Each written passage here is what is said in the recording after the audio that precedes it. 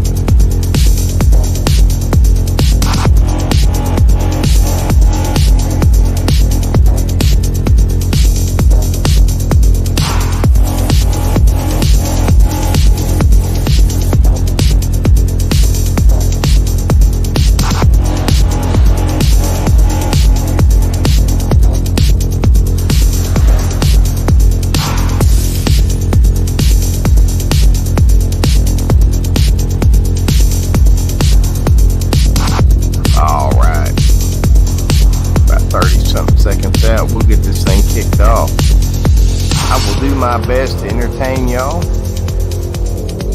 I don't know, we may draw something. It may completely fall apart, but we're going to do it together. I gotta play all my little opening things here, so y'all bear with me for just a little bit. Because Ojibot told me. I gotta play this other stuff before we start. Here we go. Righteousness, courage, compassion, respect, truthfulness, honor, loyalty, and self-control. Remember, you cannot control the actions and conduct of others, only yourself. Alright folks, it's time to kick back and relax. Welcome to the Oji-san's World Art Show. We're going to get started. Take your mind off everything. Let's just chill out, do some artwork together. Well, dadgum, there's Granny, there's Mitch Lee, there is Cindy, there's Lazy Nate, and there is Roman. Now I gotta draw something. Alright. I will do my dangest to entertain y'all for a little while. You guys in the chat vote, music or no music. Let me know. I'm going to start drawing, and when I see the votes, I'll either play music or I won't play music. So I think we better do a Bob Ross. I'm way too drunk. Shane M., welcome. Barnyard Chicken, welcome. Thank you guys for coming aboard here. We're going to do a little Bob Ross action because I'm too drunk to do anything else. Here we go.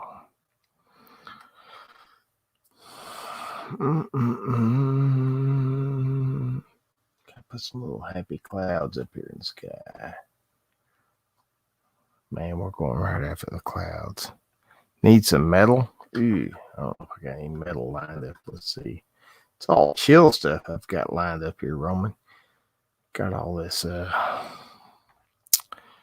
duty-free stuff here. Give me just a second. Let me get this popped up if I can navigate my shit here. Okay, desktop. Man, I'm probably too drunk to be doing this, but we're gonna get through it. Oh man, there's my phone going off. It's probably like, oh, John, you're too drunk. Get off the YouTubes. I'm like, hell no. We're gonna draw a picture. All right. There's some chill shit. Hold on. We're just chilling.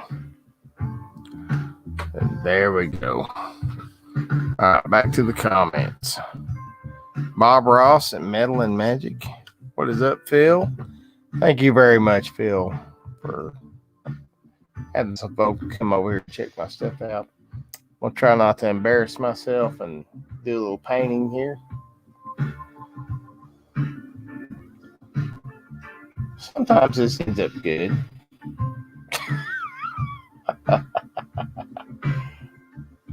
I'll do another one in the morning if this one ends up bad.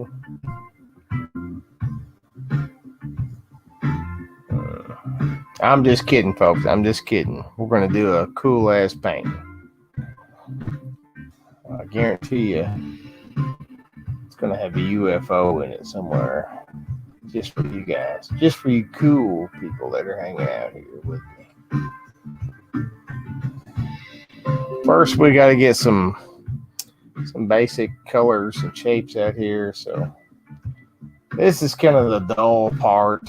I got to get all these little basic colors and shapes out here. Once we get through with this and I actually start cutting some stuff in, it gets a little bit better.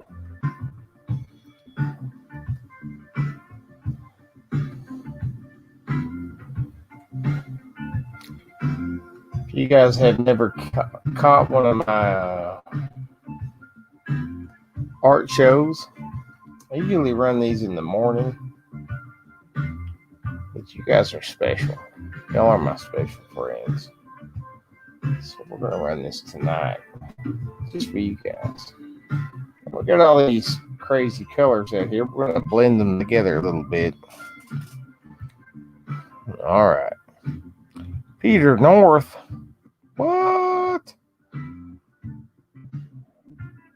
Who's Pete? I'm gonna act like I don't know who Peter North is. Who's Peter North, Roman?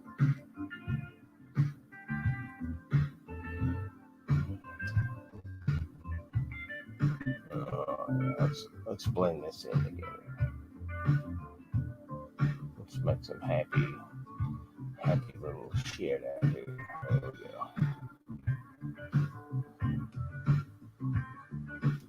You gotta pull this lower color up into the other color above it. Yeah. We gotta blend this in nice. There's some nice clouds out there. I love, if you have never watched one of my art shows, I love sunsets and sunrises.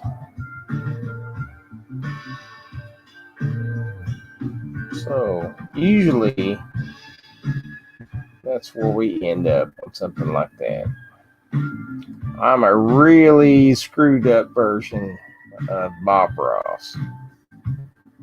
Like if Bob Ross was ever to break down and do one of his shows just high off his ass, that would be my show.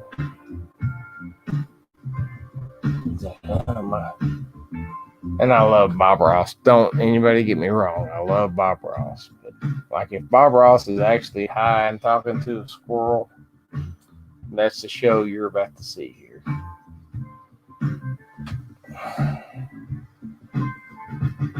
This is all digital. I tried to translate a lot of what the great and wonderful Bob Ross did to digital so I can bring it to today's audience. I am using an XP Pen tablet, XP Pen, and Autodesk Sketchbook software to bring this to you.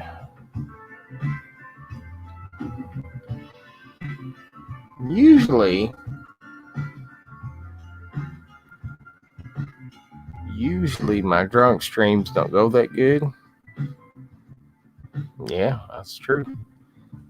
But we're going to hang in there tonight with this one. Make this special for you guys. Because I love you. And we're going to do this thing. Then maybe we'll hang out for a minute. All right, here we go. We got to put little cloudy textures out here. We want this to bleed down into the other layer a little bit. We don't want it crazy in there, but we want a little bit. And then we're going to blend it downwards. Just a hair. Just to make it maybe kind of resemble a cloud. That's what I'm talking about. I need it darker up here though, so we're gonna go a really darker color blue. And we're gonna bring in these edges.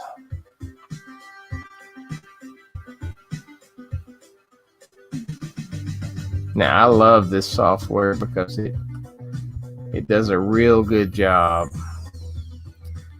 of emulating what an actual paintbrush and paint would do.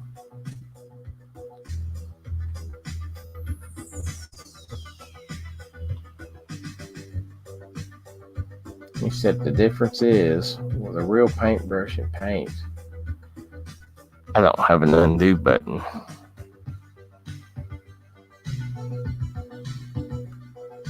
Now this little stupid ass song you listen to is one of my own originals. And I want to say this is 86 Wave, I think I call this one. I don't know. I made so many songs I can't remember them all.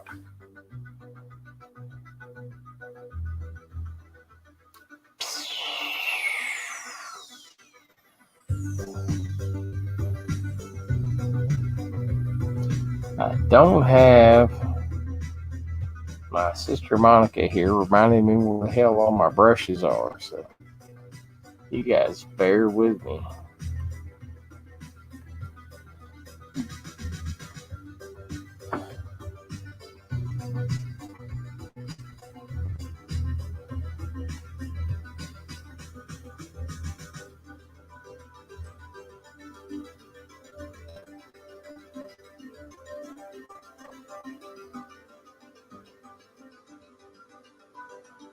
Man, I hope this comes out good.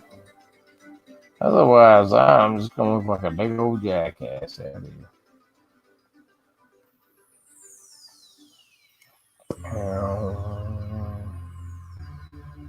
Whoa now. Let's back that up. It's one of those little advantages I have that you don't have when you're doing traditional art. Just throwing this shit around, right? I know this looks super bright right now. But we're fixing to fix that up. We're going to turn that down. See about right there. Yeah. And we're going to move on to this next layer. After we got all stupid crazy with that layer, turn this line tool off. And we're going to put a little bit of sunshine right here in the middle.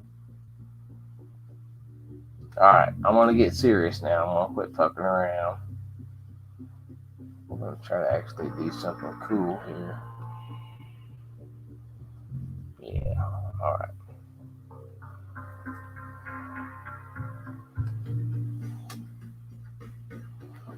Control Z. Yeah. Screw all that Control Z stuff, man. Here we go.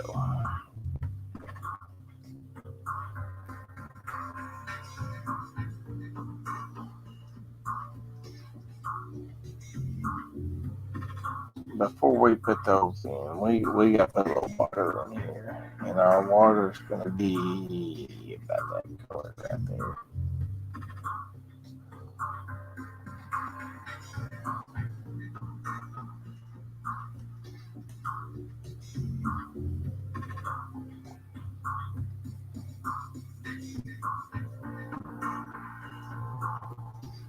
Hold on. We got a little crooked there. There we go. That's better.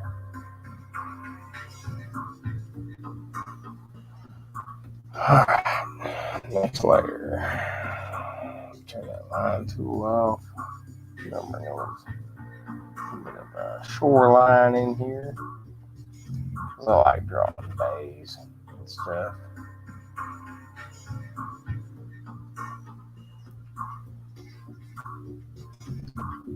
This could be a little bay right here. I'm gonna take some of that shit out. That's too much.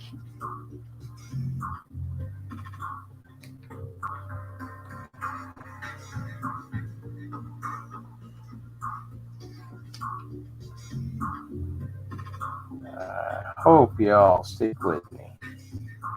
I really am going to try to make this turn out good.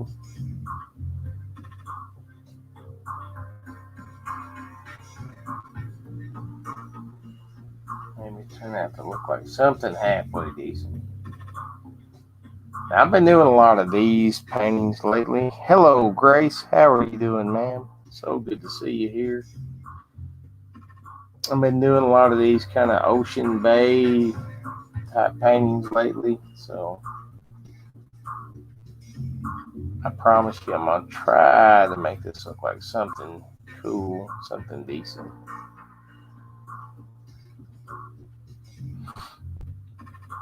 But it's going to take me a second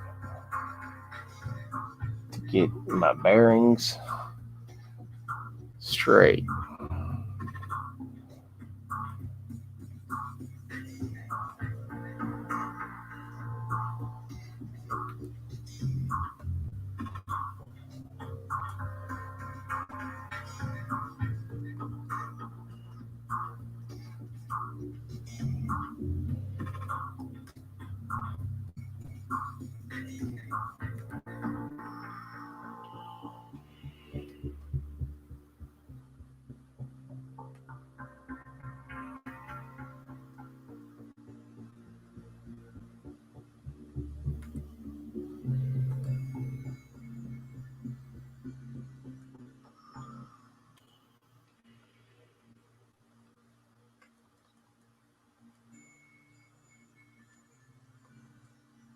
I gotta get a little bit of this orange mixed up in here with this purple. I gotta get a little bit of this down here. I'm not gonna stretch that out to make that look right.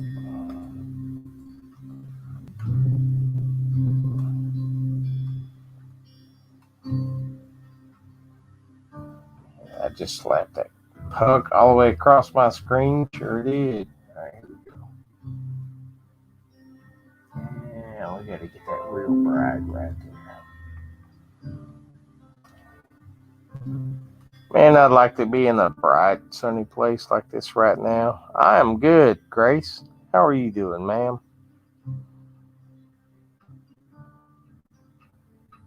All right.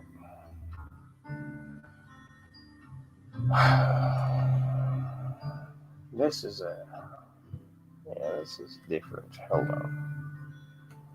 I'm gonna shrink this down.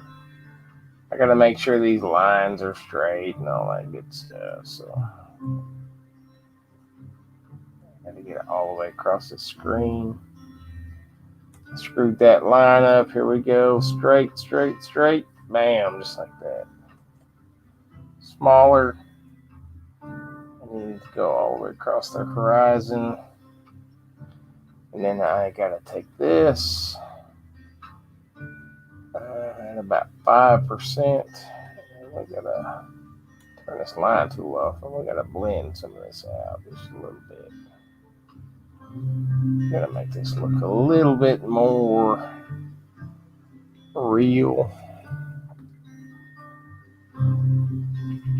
Blend it out just a hair. I know it looked crazy, but we're gonna get there. We're gonna make this look pretty good. And then we're gonna put something crazy up there in that sky.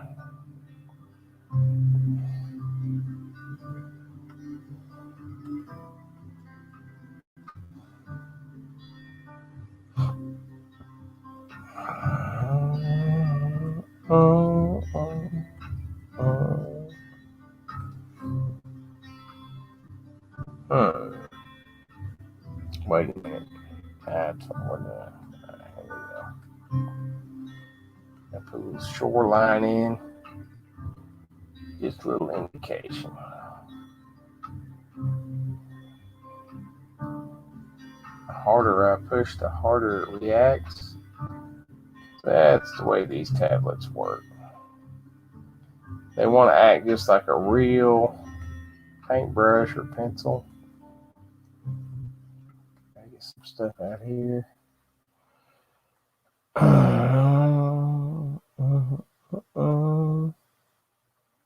I gotta shrink this down.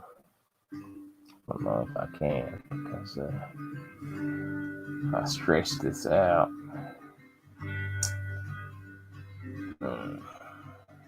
Nope. Alright, fine.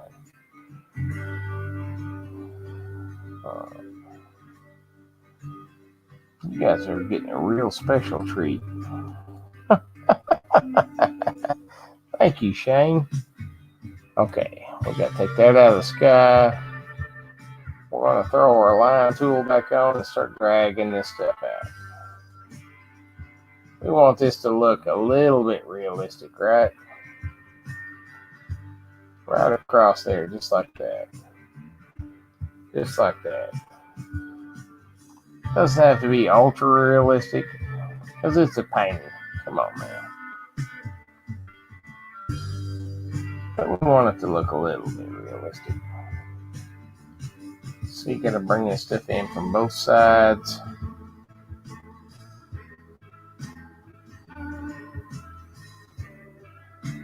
And right down here, gotta turn this line tool off. Make this a little bit bigger. We gotta drag this stuff out just a little bit more.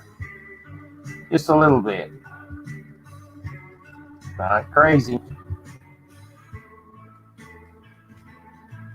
You get crazy, you're gonna screw your whole painting up. Turn this down, back down to about 8%. Man, that looks good. Get the line tool on. Want this to be a little bigger. Bam, right across there. few times. Swap that out so it's nice and smooth. Way out here. There we go. Get a nice look. Okay. Let me get this old brush out that we started with. And I've got my brushes all screwed up. Let's do like a dark aquamarine.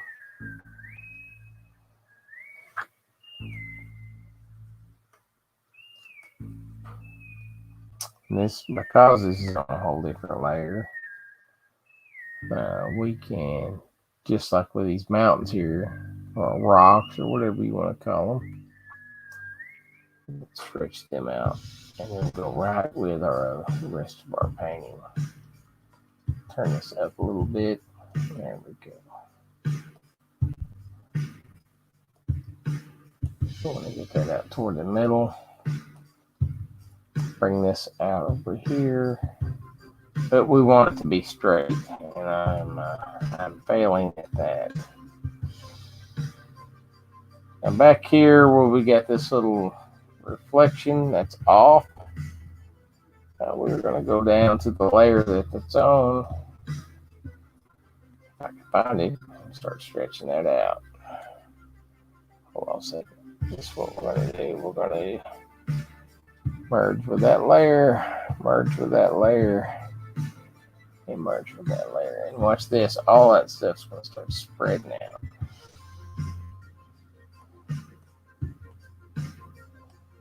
Want some of that down here.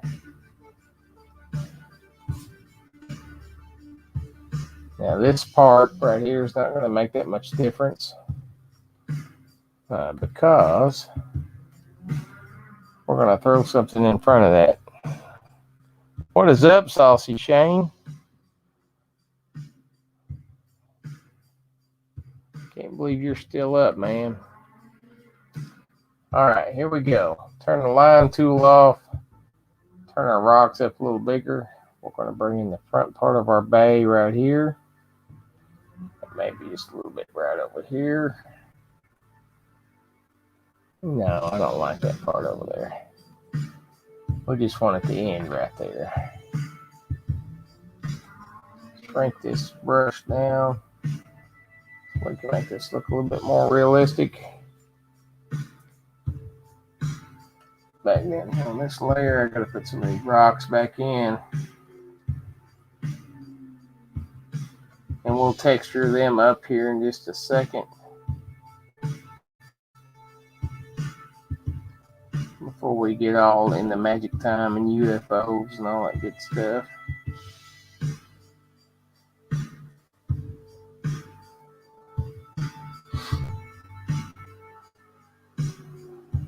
Okay.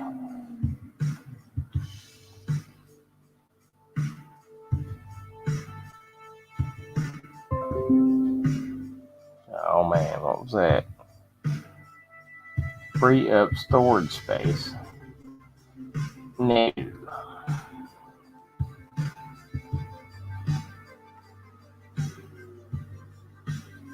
see what we got going on here.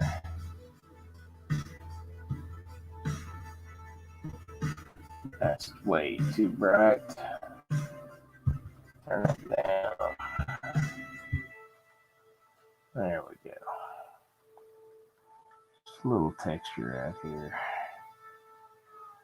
Just to make these little rocks pop out. And this is where we start making this look like something.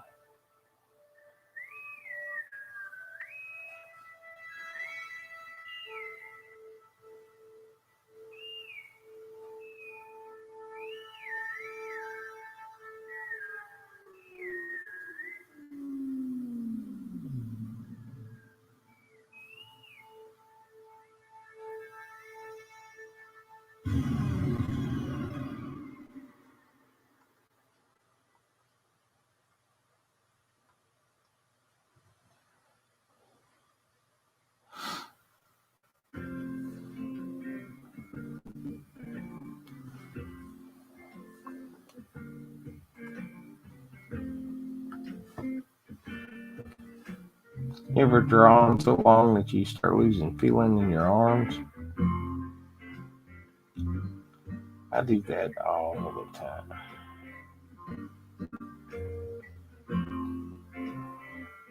And because I've screwed this little menu up here, I'm having a hard time finding all my brushes. Everything looks different, but we're going to find them.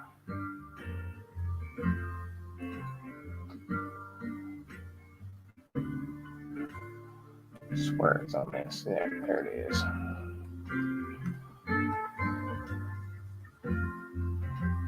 Turn that up.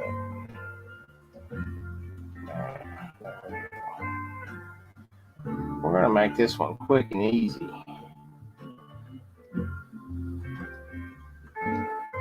We ain't getting super detailed.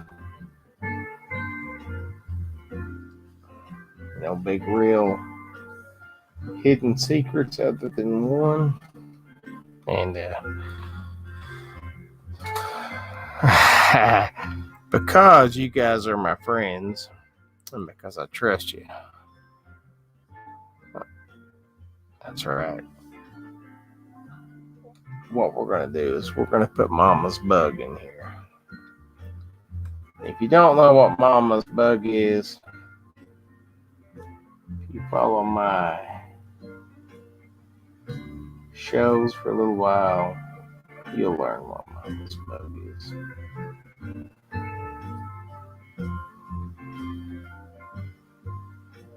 He's going to be chilling out down here.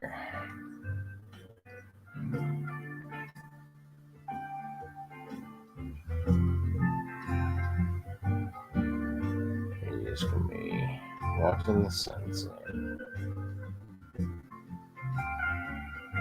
Like he always is.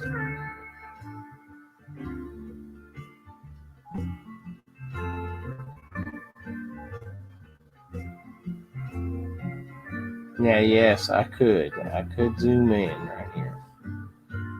I choose not to.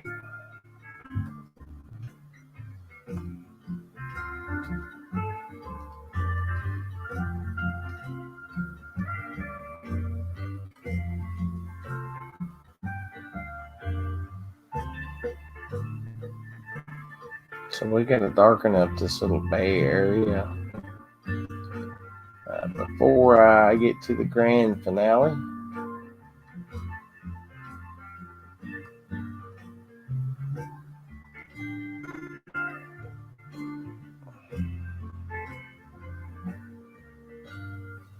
I don't know.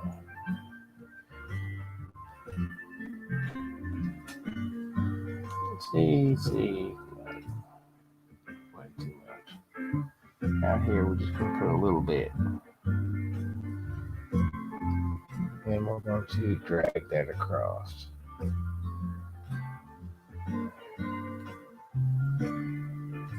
If I'm missing the chat, I am sorry. I'm a tiny bit impaired. Oh, yeah, here we go. Now that is a horizon. Pull this out. Take that across. Just a little bit more down and across. All right. Now, Saucy Shane knows what's about to come here because my mind is fixated on this stuff right here.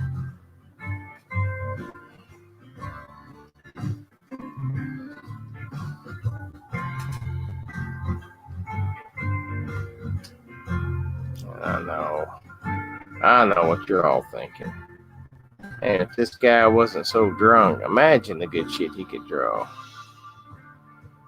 And you're right.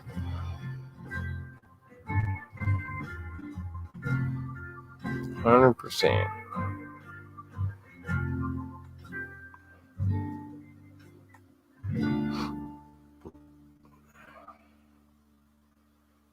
I hope you stick with me on this part right here.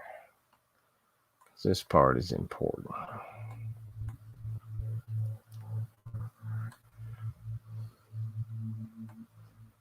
And hang with me for just a second. Man, we really screwed that up. Hold on. I got my blending tool turned up too high. Way too high. It's back all the way up here.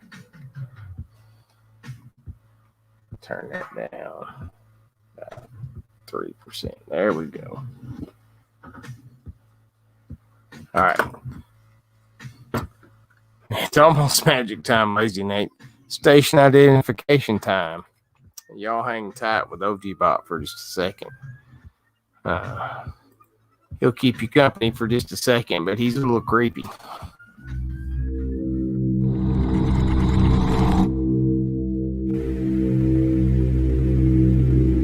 Yeah, I thought I was playing.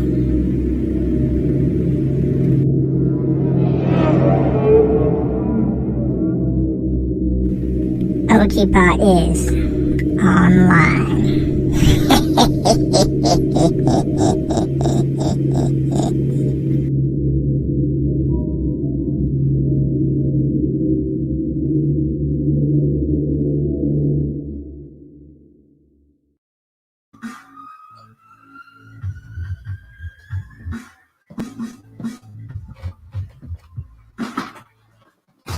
All right, for those of you who have not met OGBot yet, there he was, and I apologize. I'm kind of looking around, make sure he's not sneaking up on my ass.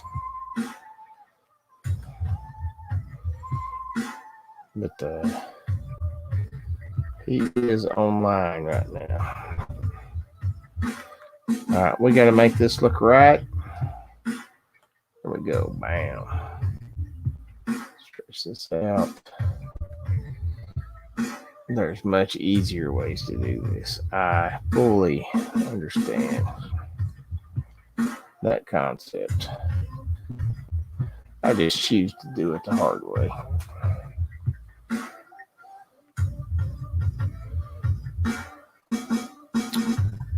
It's another one of my crazy ass songs.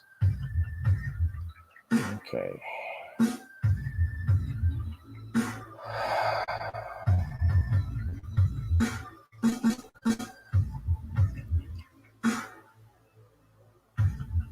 From this point on, it's going to get pretty weird, folks. So hang with me or not. I love y'all and appreciate y'all either way.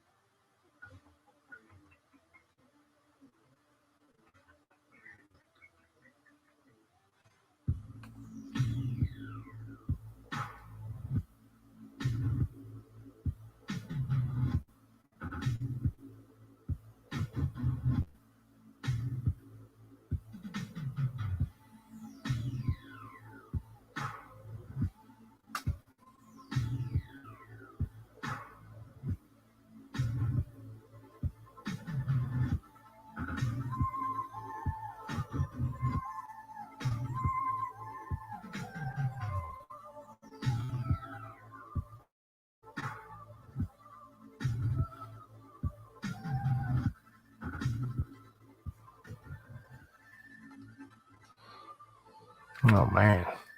I'm missing so much chat. Sorry, guys. Barnyard Chicken. Old Humble. Man, what's up, man? What are you doing here? Background.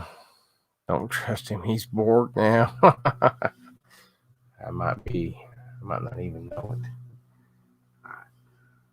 Guys, we are getting to the home stretch. I promise you, we are almost to that glorious magic time. Got just a couple things to do here. We gotta make our little weird spaceship look like a little weird spaceship.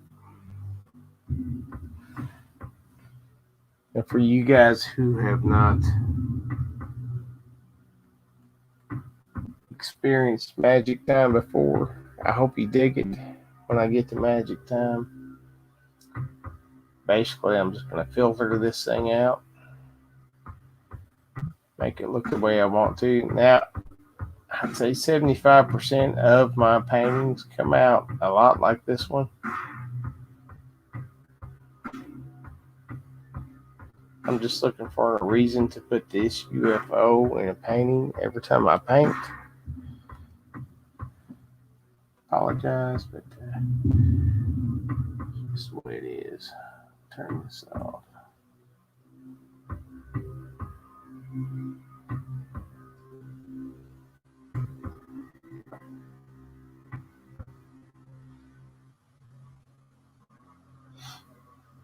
Put a little airbrush on this now.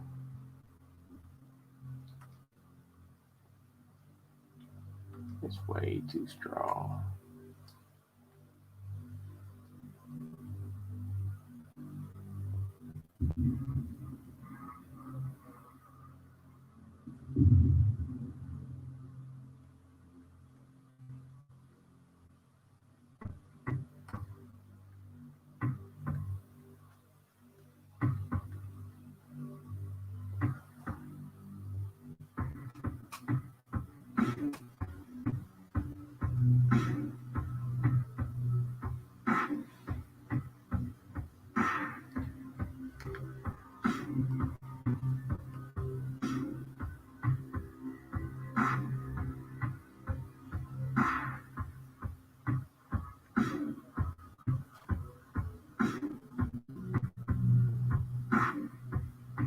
This is me coloring and erasing layers. Make it pop out a little bit. If you were wondering. If not, whatever. Let's just have a good time and finish this thing up.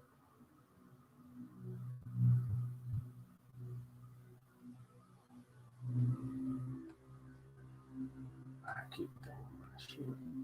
These are the layers.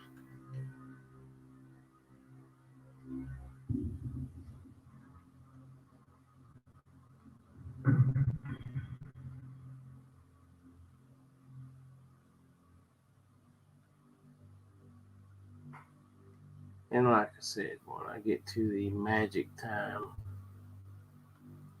I believe it's going to be pretty kind to us on this one.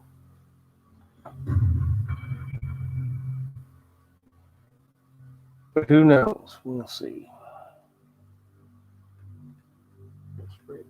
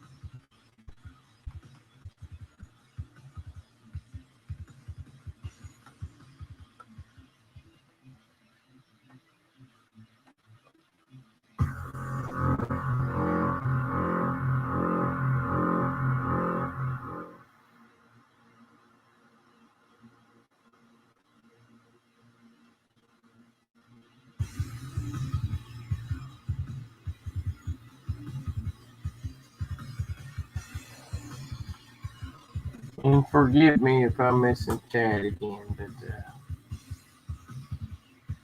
very difficult to catch all the chat and do this drawing.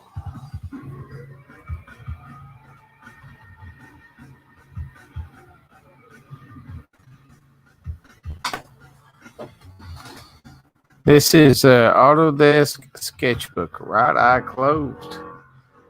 That's my drunk eye too, Roman. Like when I really get hammered. It's all about the right eye.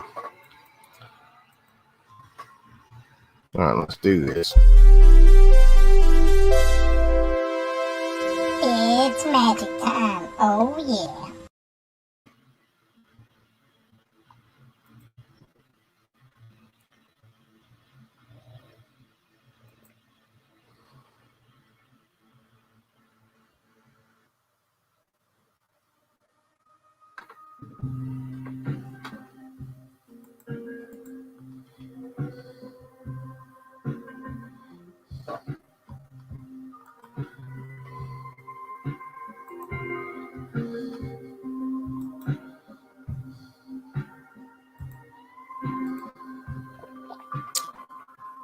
Okay. This is my Photor software. We're just going to throw a filter on this, plain and simple. Nostalgic's usually my favorite because, man, look how that just comes out. Now, sometimes I'll use Real Illusion, but Nostalgic's kind of where I want to be. Put a little bit more color on this and a little bit more, just a little bit more contrast. Turn the brightness down just a hair. Play with the temperature till I get it just the colors I want. Yeah, I'll sharpen that all the way back up. There we go. We want to suggest what's going on without actually spelling everything out.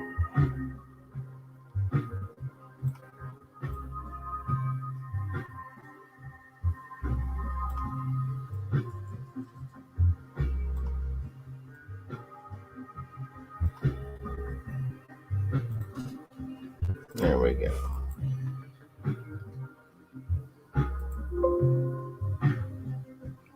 Oh, come on now. I don't want to name it new image.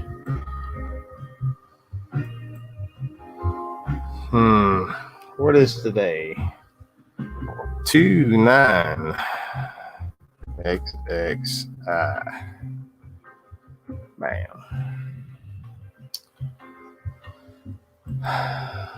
So we got to name that. We go back into our Autodesk Sketchbook. We'll go back to open. And please know that I'm very drunk. Please don't judge me. And I'm having a hard time finding my picture here. Did I not save that in time? Sometimes I do that. And it really bugs me when I do that. But Man, look at that. So I closed Photo down before I actually got that thing saved. Ain't that horrible? That is a horrible thing. So we'll just do it again. Then you always wonder, like, what could have been if I hadn't screwed it up that first time. What could have been?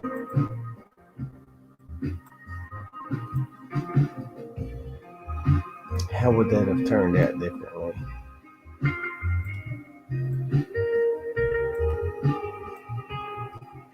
You guys are going to see this is going to be different. It's going to be a little different than our first draft.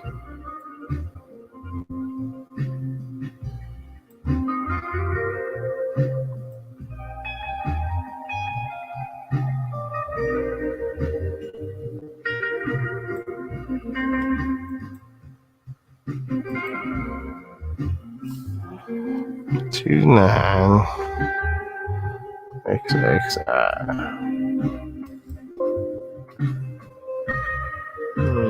No, that one already exists. XXI2.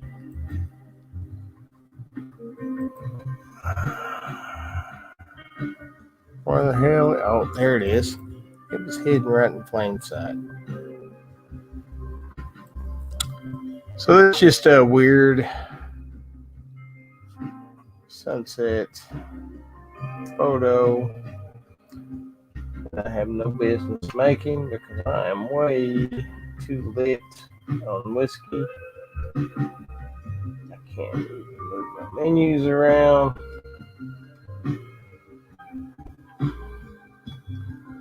How long have I been screwing with this thing? Oh, way too long.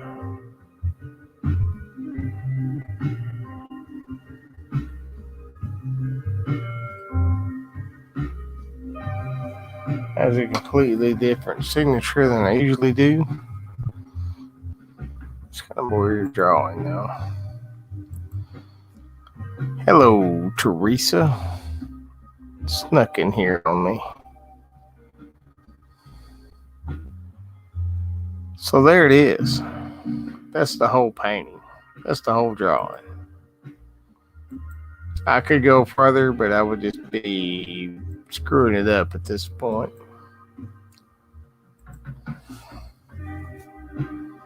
Now, it is 12:19 here, my time. If anybody wants to hang out, we'll hang out for a little while. But I am done drawing. Thank you, Cindy. No, it's not my best, but I dig it. Let me get the old, my sisters, my little sisters, you're going to have to come up here and help me out. Oh my God, I can't even put the right shit in the stream here.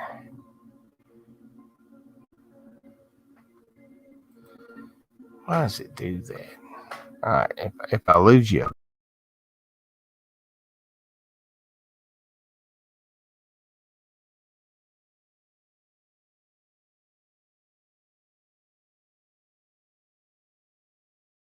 All right, told you I'd be right back. Give me just a second here. I don't know what in the hell. My StreamYard's been acting so crazy lately. Yeah, turn all this crap off. What's up, Shane? Okay. If anybody would like to hang out for a little while, we'll hang out for a little while. Let me turn this crap off.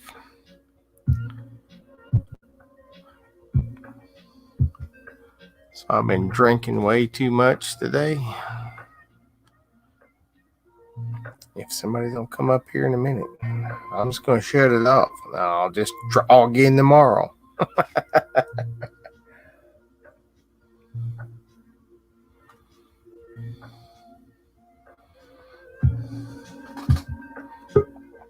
Uh-oh. Oh, thank God somebody with some sense come up here. I don't know about with some sense. Yo, you got more sense than I do right now. That's debatable. I'm just up here throwing this stupid drawing together like a madman. Oh, it's not stupid. It was pretty. I liked it. Well, I liked it too, but I hate drawing drunk because, man, I always go back and start picking it apart the next day. But nah, none of that matters. Uh, you do some of your best work sober and drunk. I do the creepy stuff really good when I'm drunk, but I usually don't unleash it until like Wednesday or Thursday night. You got to build up, that could the go, alcohol level. yeah, that could go really sideways if I'm not in control of that stuff. Oh shit! Now, is the durian fruit? Is that what you got for you and Beanie? Is that what you were talking about? Yeah, I ordered the freeze dried that Travis tried, Mm.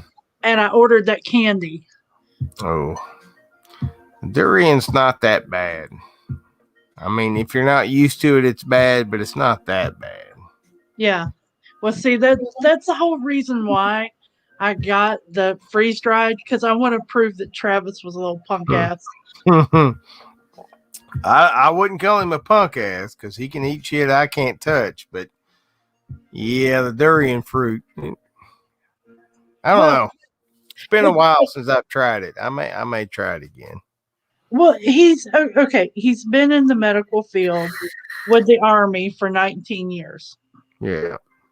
You know, at this point, he should be used to some of the grossest things you have ever seen in your life. Yeah. You know, the most horrible smells and all that. He should be used to it by now, but no, he's there. "Bleh, bleh," and I'm cracking up like a heathen. Oh, that was a good video. It was hilarious. And little Devin in the background, why Thailand? Why? Oh man, when the first time he gagged, and I was like, oh no, that was a legit gag. Like he's about to throw this stuff up. I started cracking up. Yeah, it was hilarious. And he was sitting there saying, I guess last night that there at the very end, you know, he was saying about his wife smelling and trying it, and she says at the very end, "I'm so sorry." I'm sitting there cracking up. I am just totally cracking up. Hey, you guys in the chat, if you want to come up, come on up. Just let me see your face. If I know you, I'll let you come up here. We'll hang out for a little while. Yeah, I know his wife felt bad, but she shouldn't because that wasn't that bad. It was hilarious. It was hilarious. And when he posted it on his Facebook, you know, she commented under it, "Hi Lizzie Ann." She commented something about she's so sorry or something like that. And I was just like, no, don't be. This is the best laugh I have ever had.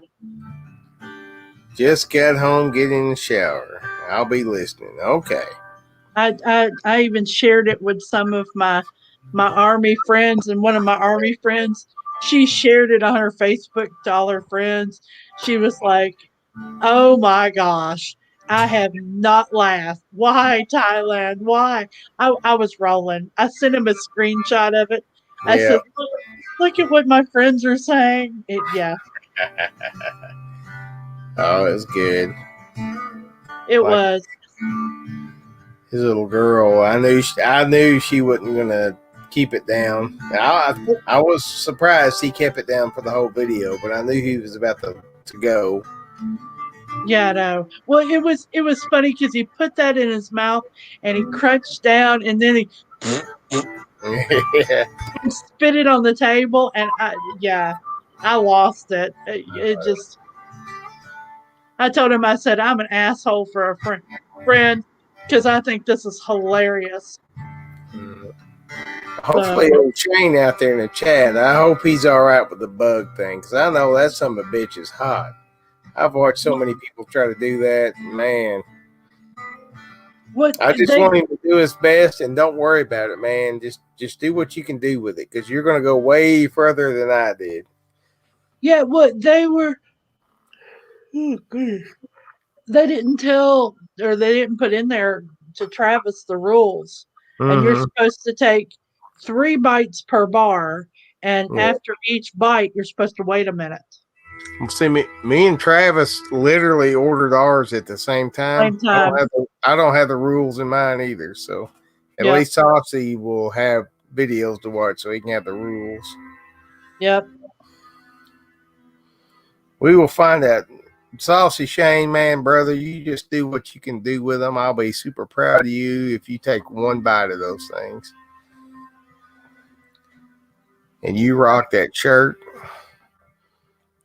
I straight up chicken shitted out of that one. As soon as I saw Travis do it, I'm like, nope, I ain't doing that shit. And your video was funny. Man's got to know his limitations. That's right. Man's got to know his limitations. I watched his video and I was just like, nope, I'm out. I ain't doing it. See, he did that, and you said, nope, not doing it.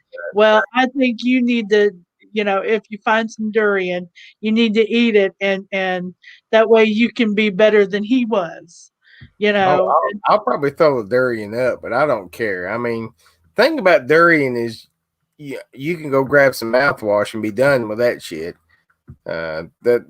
Those bug bars, man, it don't matter what you try to wash that out with. You're gonna be living with that for a day or so. So yep.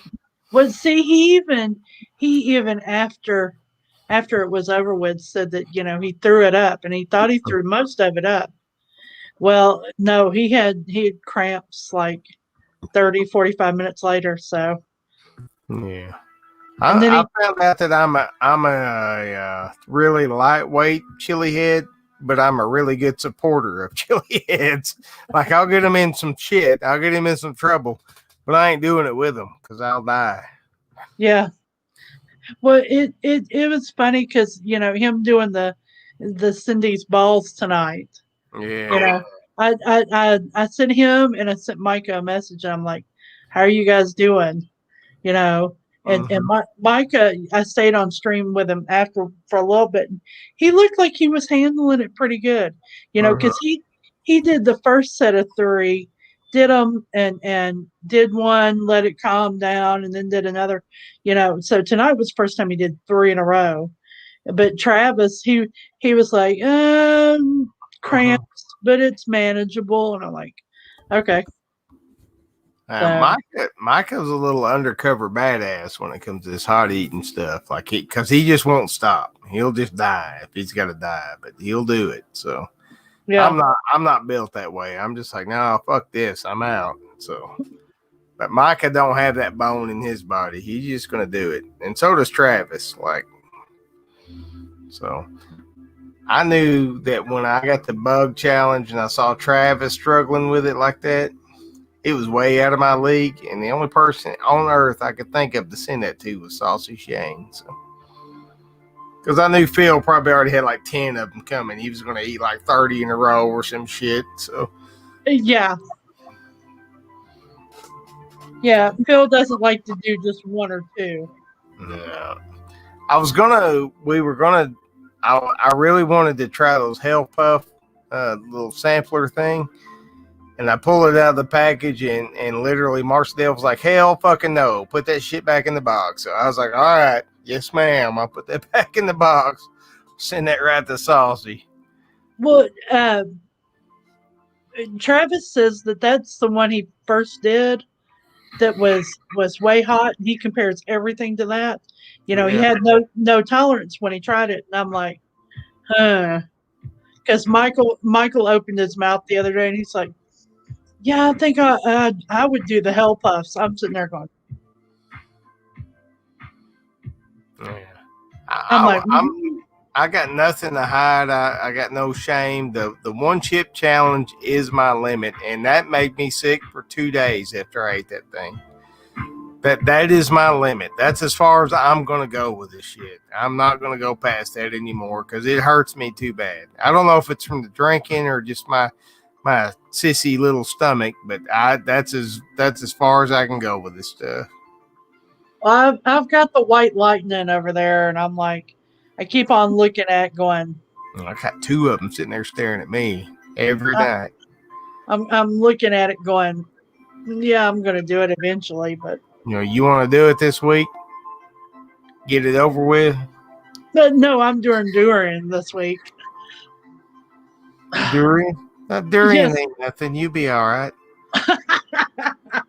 I'm thinking the white lightning on Thursday. Oh, I don't know. I'll do it. I'll do it first, Cindy. I'll do it first, and if I don't die, you're going to be fine. Yeah. I'm the litmus test. Like if I can do it, the hell anybody can do it. I don't know. Todd ate the damn thing. Todd was fine. So did Andy. Yeah. I know it's gonna be hot though. I sit back and I'm like, and I was sitting there thinking the other day, I'm like, well, do I really want to boost my gaming channel and say that I'll do it at like a certain point, or do I want to just keep trying to get the numbers over on our Heat one? And I'm just like torn between it because I don't know. I don't know if you've seen, but I took my Oji-san Spiritual View channel and I changed it into Oji-san's Arcade. And I think I'm going to make a gaming channel out of that. Because I started gaming and downloading this stuff on Steam and everything. Yeah. And I'm really digging it, getting back into gaming. So I may just do all my gaming on another channel. See, I think I'm screwing with people's heads on my channel because it's like, man, I just showed up for the swords and shit, and you're over here painting and all this other shit. Yeah, and see, that's the way I am because my gaming, I'm gonna get there and I'm gonna swear and I'm gonna be an adult and make all kinds of inappropriate comments, and I'm like, do I really want that tied into the hunt for Heat and beanies? You game on a PlayStation or Xbox? Xbox. Okay. Well, I don't have an Xbox. I gave all my Xboxes and my Xbox Ones away. All I'm doing is gaming off of Steam, but I think there's a lot of stuff on Steam that will cross over to Xbox. Yeah. So I don't know what crossover, but I'd love to play with y'all. I'm not a Minecraft person though, so I don't know. Well, I got Minecraft because I saw what it did for Micah's numbers and stuff, and I'm like, well, I just at least want to see because it wasn't that expensive. And I was just like, yeah, well, we'll see. And, I thought if nothing else that Beanie could do Minecraft on the Hunt for Heat because it's her channel. Yeah. But no, I'm more into stuff like, the car racing, the Valhalla, that kind of stuff. So, man, I think me and you, like on the not Burnout Paradise, but what's the other one? Burnout Revenge. I think me and you would have a good time playing that one. Because I'm a bastard on that game. Well, see, that's the whole reason why I got Burnout Paradise City. Mm-hmm. Because it's the reformatted version that was like, was it Revenge or was it Takedown? I think it was Revenge. Because for me, Revenge was the best, and then they come out with Paradise, and it wasn't that good because they tried to make it like open world. With the Paradise City remastered. Mm-hmm. Hey, JCP. It's got on there like the races and that kind of stuff, but it also has the show times where you do the car crashes and you try to make the bigger totals that Revenge and Burnout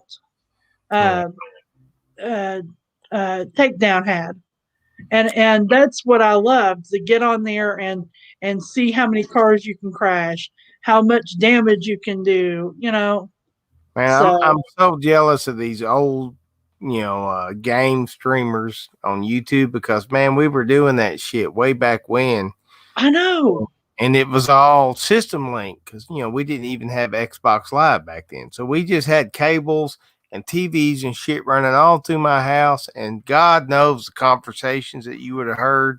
I know. It was so fun, like Halo 2. Man, that was our jam for so long. What? Okay, you're getting the old consoles and that kind of stuff. Mm-hmm. My sister had a Sega Genesis, Mm-hmm. or a Sega Saturn, Yeah, I got a Saturn. and she had one game on there that I played. I sit down one weekend and I literally Nice. played it. Clockwork Night. Yep. I Yep. did. And to watch him do that goofy little walk and Mm-hmm. go against that big boss, and you have to get so far along and keep doing that big boss until you kill him. Yes. Yes. And I sit back and I'm like, I would love, I would love like freaking anything to play that game right now. I had and have in my shed every game system from the Sears Pong system, which took these size batteries, Yep. all the way up to the Xbox One. But then I quit after that.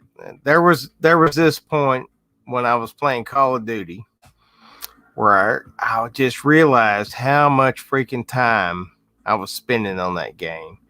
Because one time my your little prestige things comes up, and man, I'd spent like 200 hours on this game. I'm like, man, that's like 5 weeks of working. Like, I could have built a freaking house out of rocks out of my yard in that time. And I was just like, God dang. And I when I quit gaming is when I started YouTubing. I was like, I Yep. got to do something productive with this. And that's when I got back into art and everything else.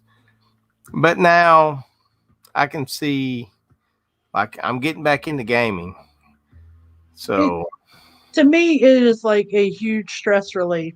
You yeah. know, you get crazy and everything, and it just, to sit there. I'm binging on Valhalla right now, but Yeah. to get so far along, it's just like you have a shitty day, and I just want to sit there and kill anything and everything. I mean, I'm killing cows and sheeps and Oh. everything, and Beanie's sitting there screaming, "You don't have to kill the cow." Yes, I do. Yes, I do. Yes, I do. Have you ever played Elite Dangerous? I don't think I have. So it's a big open world space game, but it is you can be a trucker, you can be a pirate, you can be like a bounty hunter.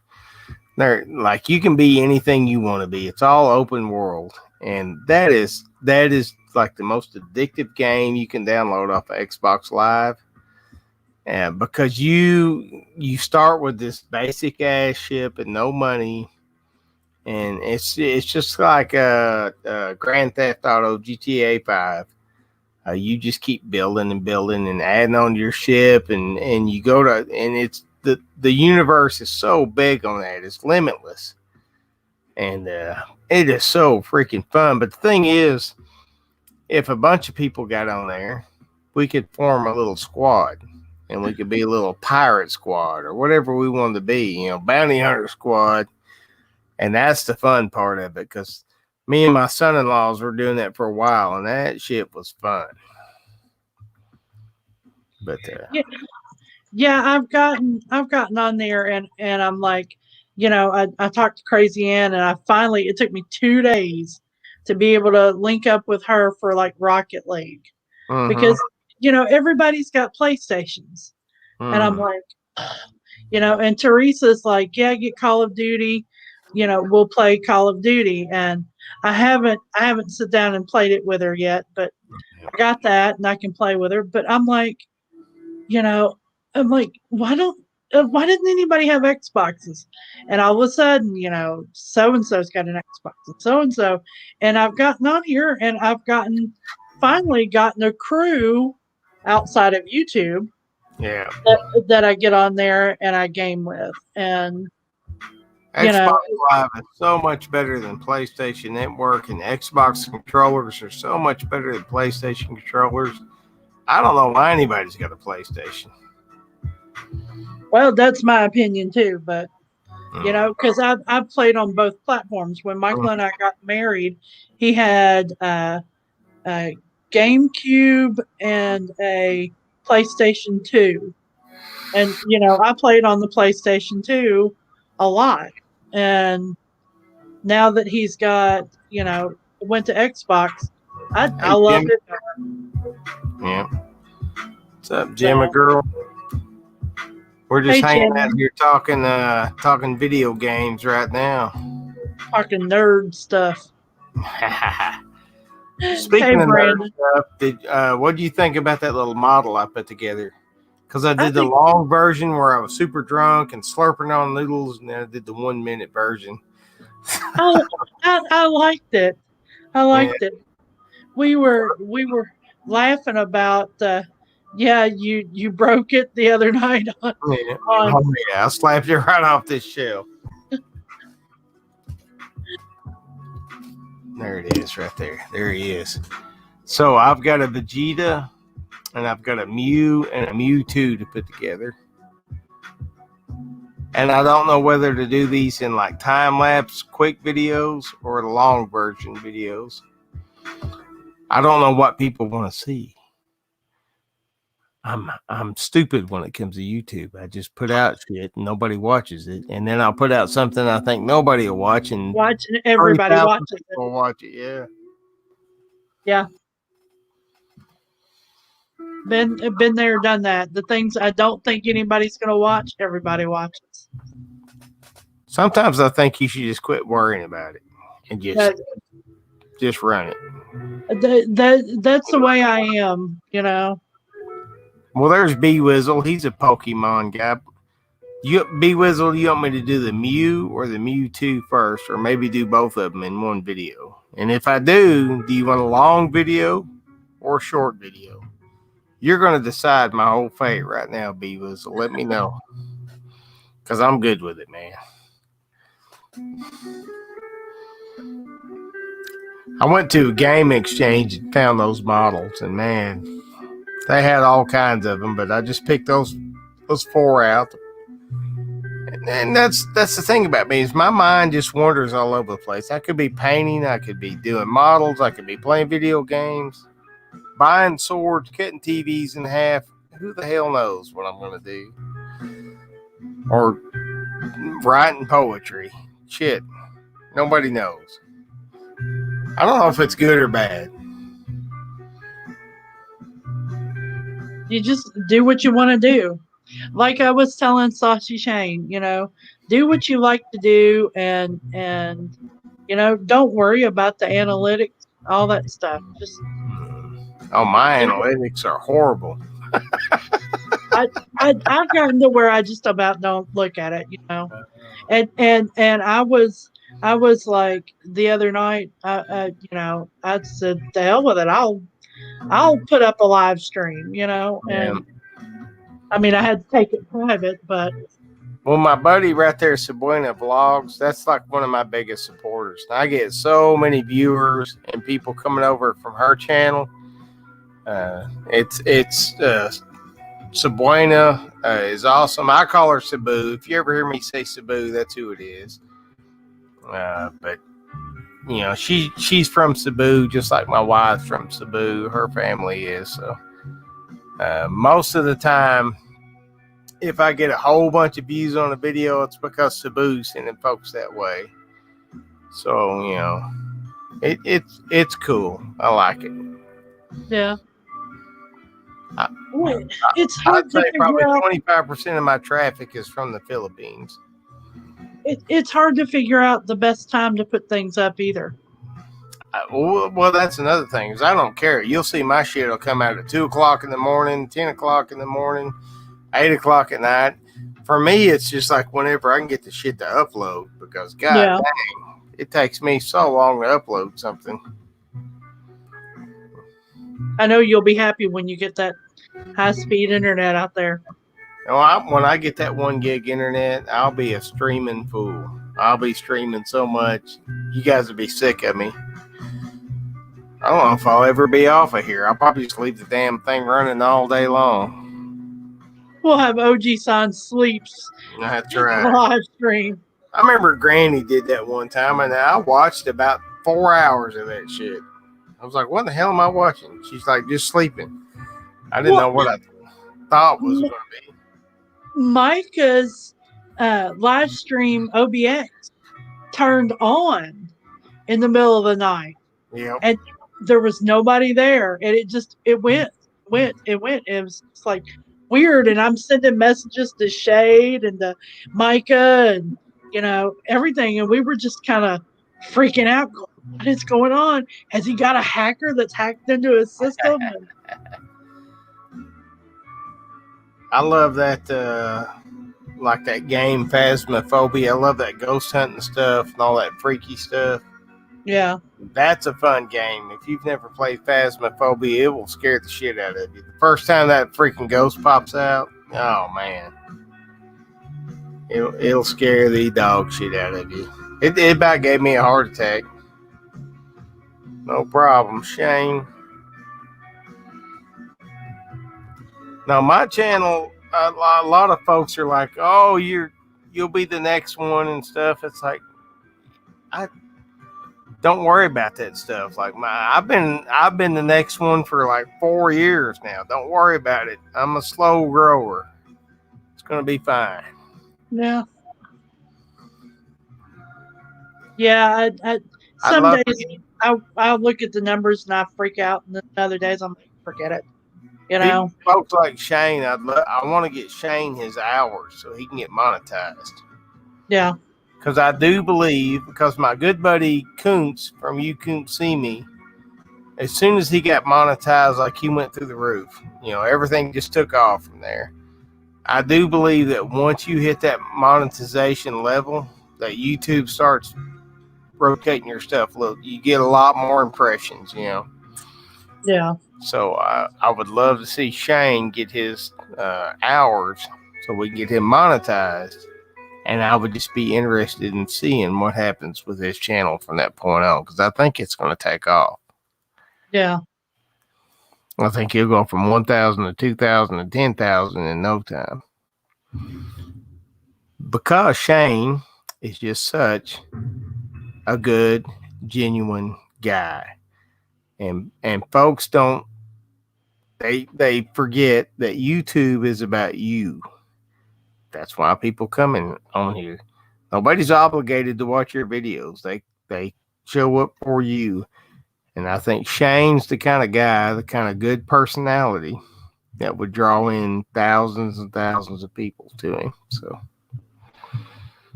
well, I tell him that, and he doesn't listen to me. No. But maybe he'll listen to you, Jimmy. Well, this is what Shane needs to do. Shane needs to follow Micah's lead. And I know, Shane, look at me, man. I know you don't want to step on anybody's toes. And I know you don't want to, especially like Phil and Stein, folks like that. But for like a couple weeks, just 2 weeks, I want you to take Mo Homesteading's advice. And I just want you to live stream the shit out of everything. Like, man, just 6 hours at a time. Just stay on there as long as you can. I'll be there for you as much as I possibly can, and we all will be. Phil and Sty, they're all going to understand. Everybody's going to understand, but you need to get your hours. Because I fully believe, brother, when you get your hours, you are going to take off like a rocket. And you won't be worried about anything else after that. So, because Shane is such a good guy. I just think people are going to gravitate towards him like a black hole. I think he will just take off like a rocket and not look back. And I would just love to see it. It's just like King Kuntz. Oh, You Couldn't See Me. Kuntz, he's a trash picker. He's a dumpster diver, but he's just such a good, genuine guy, just like Shane is. That's why folks come to watch his stuff. It's not to watch him dig through dumpsters. It's just because he's a good dude. And I think Shane's got that same touch, that same magic. So, Shane, I think you just need to concentrate on getting your hours and then see what happens. Trust me on this one. Just see what happens once you get those hours. Well, like I said, I sent Shane a little package, and he's gonna get some durian candy, and I'm not telling him what the other thing is. But it's gonna be a good one. It'll be a good couple of videos. I think Shane could start streaming it, like when you get home with your kids at 3:30, 4 o'clock in the afternoon, just start streaming. Stream for 3 or 4 hours a night. And dude, you'll have your hours in no time. You get way more folks in on your streams than me or Cindy or anybody else does. You'll get your hours, and then once you get your hours, you just see what happens. They'll start pushing you, man. Yep. And believe me, Shane, we all understand. You're not stepping on anybody's toes. You build that channel up, and we're going to be right there with you, man. There's a billion people on this platform. You're not stepping on anybody's toes. There's plenty of room for all of us. I want to see you get those hours, and now I want to see what happens with your channel.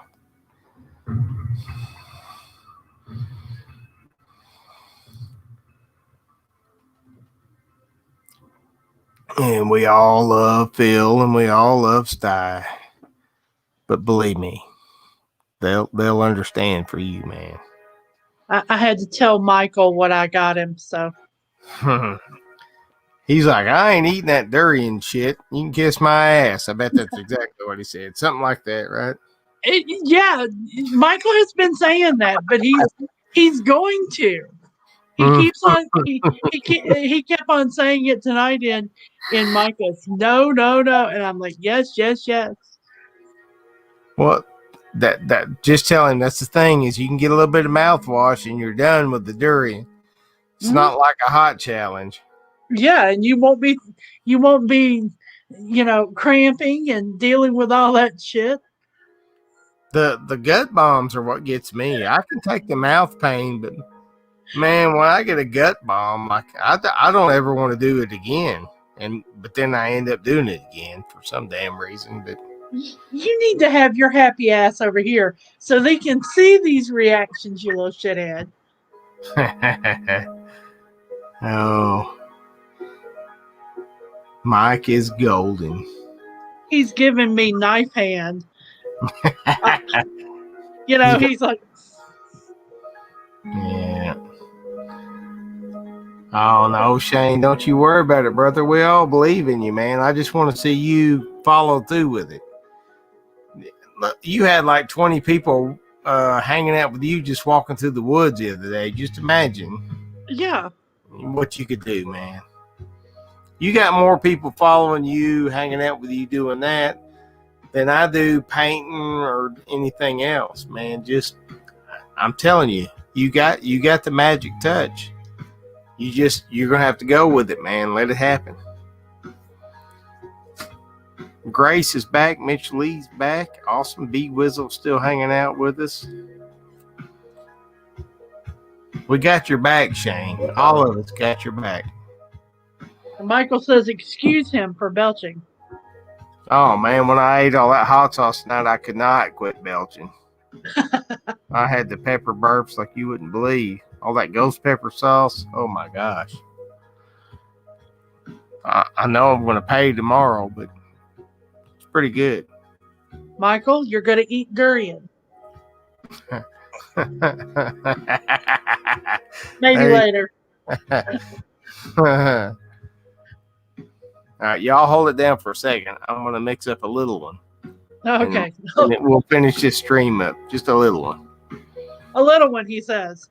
Comes back with a glass this big. Just a little one. Shane, you totally can do it. I had a live stream and I had a whopping like 10 people in there.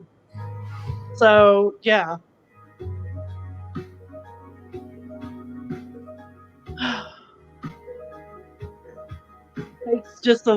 takes just a little bit of getting on there and doing the live streaming. You can do it. People go in there to listen to you. Definitely true. Brandon, I'm crazy. I'm just crazy. I admit it.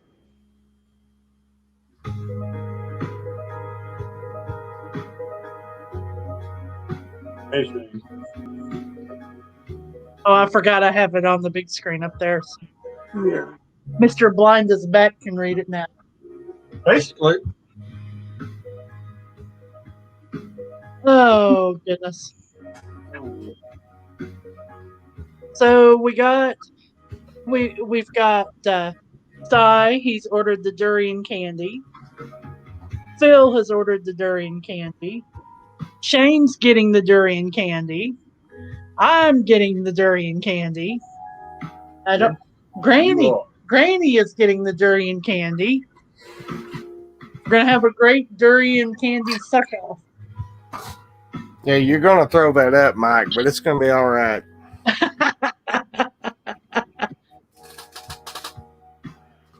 Yeah, it is. Yeah, you won't have any stomach cramps. I mean, you're gonna throw it up, but it'll be all right. You've eaten defect food. Oh man, You can handle durian. I poured way too much whiskey into that one, but whatever. Sorry. I gotta put the flow restrictors back in my whiskey bottles. It's gonna kill me one of these days. No, what you need to do is go to the farm store and you need to get like one of those calf nipples and just put it on and just suck it out of the nipple. That might be too suggestive. I'll probably get banned from YouTube. Well, at least you could do it for one of my streams because I give no shits. So, hey, you guys, where do you get your little tincture bottles from? What company? actually, I get them off of Amazon. Store them off. Yeah, I just ordered it off Amazon. They have like a 1 ounce bottle and a half ounce bottle. And it just depends on what mood I'm in and how much tincture. So I've got about a gallon of that shit mixed up. I don't know how many bottles I need. That's it. That's including the powder and the peppers and all that stuff. Well, what you're gonna want to do after it's been sitting there at least a month. I mean, it can go as long, but then you're gonna want to drain it off. Yeah. So, what your best bet, honestly, would be to get some like muslin tea straining bags or something. That way, you can put it over top another jar and let it like drip press drain that way, and then do a second one over like a coffee filter the same way. Double the coffee filter. Put it in, and that way you can get it as pure as you can get it. Because, if you look. Yeah, that's pure. That's nice. Mine's way darker than that, though. And that is, well, that's the one we made with fresh peppers, too. No, I didn't know Ghana made you a logo bee whistle. That's awesome. I love Ghana. She's an awesome artist. She's fun as hell to hang out with too. Tone Ranger. He made this one and That's pretty pure. Double strained it too. So as long as you like double strain it, it stays pretty much pure. What's the flavor of that one? Do what? What flavor was that Tone Ranger one? I think it's yellow kiwi and scorpion. I almost want to use chili powder to flavor mine and just make it chili flavored. I don't know. What do you guys think? Well, yeah, I mean, Like Like chili. straight up chili powder. like straight up chili powder type. Yeah. Yep. Yeah. Me Because personally, Chili was my favorite member of TLC. So, and she still is. Right? Rosanda. So, I mean, I'm just saying, I would like to make a chili flavored tincture, but I don't know. Like, I don't want to screw it up because that's a whole lot of chili powder and stuff. what it's already going to have a pepper forward flavor, which is what chili pretty much tastes like. Yeah. When you want to start adding in things like a fruit flavored and that kind of stuff is usually where you start tweaking it to make different things, unless you were wanting to add like a bacon flavor to it to give it kind of like a smoky. So I got with the guy who gave me all those peppers and shit, and what's in there is the powder was 100% ghost pepper powder. The peppers I threw in there was ghost peppers, habanero, and Tabasco peppers. So I'm not sure what flavor profile would go good with that, because that shit is hot. It's not killer hot. It's not nearly as hot as your balls or your tincture or anything like that, but it's pretty freaking hot. Now let me tell you, I have only had an endorphin high one time. Yeah. And that is off of Tone Ranger's Malevolent Spectre. And it is made from just 100 gnarly ghost peppers. That's it. There's probably. And this is the hottest I have had, even compared to mine. So that was a 16 ounce, maybe 20 ounce jar, and it was pure ghost pepper powder I put in that tincture. I guarantee that's probably 100 fucking ghost peppers in that thing. So yeah, it's gonna be hot as shit. I almost just want to leave it as is. What do you think? Should I just leave it as and just call it OG Son's 100 Ghost or something like that? Yeah, I would. Starting off, I would. I got a little crazy when I did the hot coffee, but I still have to work on that. Starting off, I would. I got a little crazy when I did the hot coffee. You got your YouTube on, Brandon. But I still have to work on that.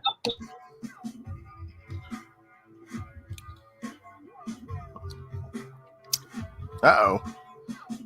Don't run off. Just turn your YouTube off, Brandon. Yeah, I want it to be hot, but I want it to taste good. I don't want it to just be hot, but I don't know. I don't want to go crazy and ruin it either. So, well, with tinctures so far, my best ones are just pepper forward. Yeah, I like my hot pepper ones just as is. big whistle. Reaper's Vacation is not bad, but it's only got a real light pineapple flavor to it. So, is that better? Yep. I'm still a newbie. I may just call mine something like OG Son's Haunted Tincture Sauce, or I don't know. It's hard. Okay. OG-san haunts your ass. That's right. Shane's looks good. I don't know if he showed you the label he made for his and everything, but man, Shane's tincture looks good, and he's got some cool ass labels and all that stuff. I don't know what to do with mine. You'd think everybody thinks I'm so creative, but when it comes to shit like that, it's like, man, I don't know what to call it. I don't know what to name it. What it took me with Dante's Inferno, I knew that one right off. But Reaper's Vacation took me, gosh, 2 or 3 days to figure out what to call it. So, well, with it being Ghost Peppers, I can come up with some kind of name, some kind of paranormal name, but I just got to figure out what I'm going to call it. I don't know yet.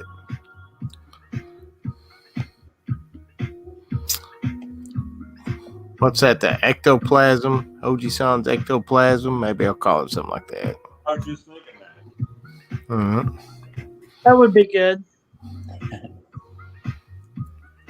I kind of just want to call it OG-san's Nice Burn, because I think it's just going to be a nice burn. I don't think it's going to kill anybody. I don't think it's going to be super hot. I think it's just going to be a nice little burn. Attack of the OG bot. Yeah, I don't want OG bot involved with it, because then all of a sudden I'll be like buying dried reapers and shit and just killing people with this stuff. They'll be on the damn floor. OG bot, I'm telling you, OG bot, make your hand around. You don't want OG bot involved in this stuff. He's bad. He's a bad guy. Oh, OG bot would just be out to hurt folks. Like I trim my beard. I couldn't wait to shave that shit off my face, Brandon. It's oh, better, actually. that is cool. I'm telling you, yeah, he's got a cool label. I bet his tincture is going to be like delicious. I like that. That's awesome. Okay, Hey, now OG, that is cute. do you like this card, OG-san? This is a gold Galalian Perchker. Oh man, see, I other than the original 150, I'm way behind on my Pokemon knowledge, man. Yeah, I don't know the names either. Like I know the basic names, but this is a newer card. I got one of my other ones. I was I would walking like to through make like Walmart a the hot other day, and I sauce and thought about stuff. Name you it. because they had the big Pokemon card display, and I thought, man, I should just buy a set of cards and open them. But my problem was I'd have no freaking idea. Even if I had like some super good card, I would not know at all.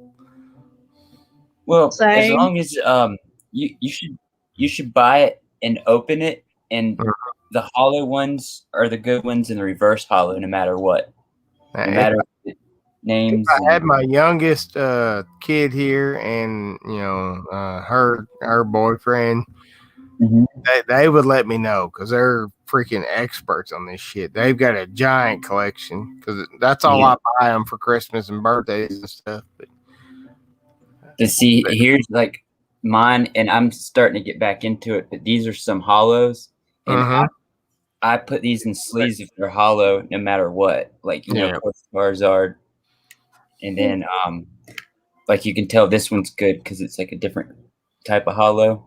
Yeah. Secret rare. So like those, see, I think the name's like Umbreon GX. Those I know are good. You know what I mean? What are you gonna do with those? Are you gonna sell them or just hold on to them? I have one old one. And I want to sell them, but I want to sell it where I can make some money. But I'm gonna hold on to them if I can't sell. I'm not gonna sell them basically at a bad price, you know. But I got 3 folders in there. Dang. See, I'm clueless, but we got some when we lived in Japan. So. Oh shit. Yeah. Those are worth money too. Yeah, I would price them out on eBay or something at least.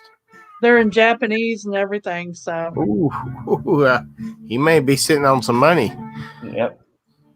Hey, Mike's like, damn, I could retire off that shit. Put that on eBay now. Yeah, it's getting crazy since Logan Paul started all that. He has his own official on Pokemon Day coming out February 27th, Yeah. the 25th anniversary when the new cards come out. He's working with Pokemon on Pokemon Day, and he's doing a live stream again. Yeah, later, I'm going to See you, bed. Mike. Hey, Take care, Mike. no, but I got really into Pokemon again all of a sudden this year with COVID. A lot of people did too.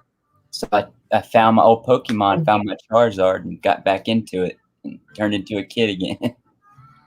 I love it. Man, I'm so big in the comics and stuff like that, as you can tell by all the shit sitting behind me. Mhm. All my comics and all my good toys and action figures and all that shit's in all my old game systems are in my old shed.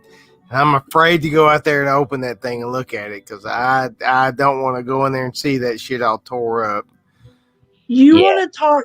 You want to talk comics? Mm-hmm. Mister just went to bed. Yesterday, was it yesterday? Yeah, yesterday got the Joker the card game. Oh yeah. He got that. Man. Oh, yeah. Our Christmas tree was Joker themed.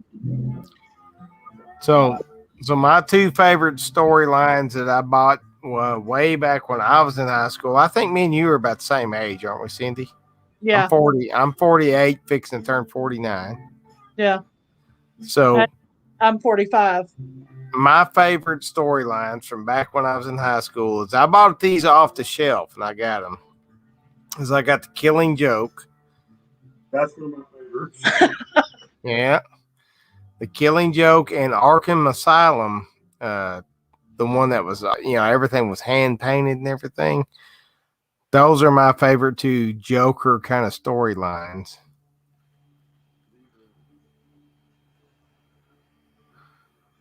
Oh, yeah. And you notice still in. So yeah, I got all the, well, I can say all of them, but I got a crap ton of the new 52 when they first come out. The new 52s. Yeah, those are cool. Yeah. It's a good storyline, especially Death of the Family with the Joker. It's one of my favorites. But yeah.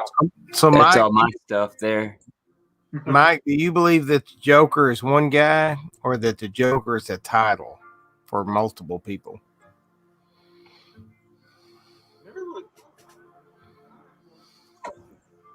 Oh, I can't hear you. can you hear him now? There you go. Yeah, never really thought about that. But the storyline in the comics recently, there were been 3 Jokers. Yeah, I believe that the Joker is a title. I don't think it's one guy.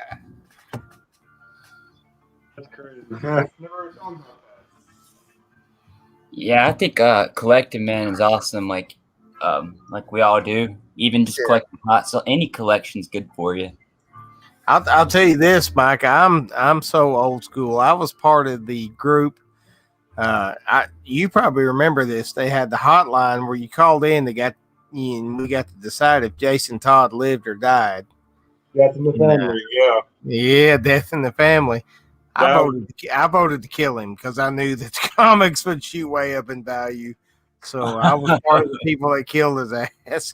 But of course, he wasn't dead. He come back as a Red Hood and all that stuff. So. Yeah, nobody stays dead in comics. Did y'all like the Saturday comics when they came out, like X-Men? Oh yeah, dude. X-Men was my original jam. X-Men and Green Lantern. That was when I was a kid, back in the 70s. That was my 2 comics because they were so weird and so different. X-Men for Marvel and Green Lantern from DC. That was my shit. Both of those. But he's a Joker person. Uh-huh. And he, a matter of fact, Saturday he turned 48. Yeah. So Yep. he's same age. Birthday. You're right behind me, Mike. Yeah. Right. And that's what you have to look forward to. That's not good. No, don't do that. And he's Joker. Hey, Everything is Joker. Well, when I was in the comics, Uh-huh. I was big time into Robin. Absolutely loved Robin. And when Robin become Nightwing, the first Yeah. Robin become Nightwing. Uh-huh. And right there is about the age that I stopped Yeah. because I got so mad when them bringing in a different Robin. I Yeah. was just like, You're to all shoot about Dick. with it. You And was all I about Dick actually, Grayson. Fuck yes, everybody else. Got yeah. about the dick. Well, Yeah, I used to run downstairs Saturday and watch Power Rangers, X-Men, probably in the 90s. I was born in 89, but I remember that was the best thing as a kid. oh God, I was a freshman in high school in '89. Right? Yeah, Oh, me and my God. That's for the seniors, 80s, right? dude. Yeah. Tell you what, my favorite Batman recent comic is The White Knight. If you haven't read that, I highly recommend it The White because Man. it's an awesome storyline. Joker is sane and it drives Batman crazy. That's all I'm going to say. I haven't seen that yet.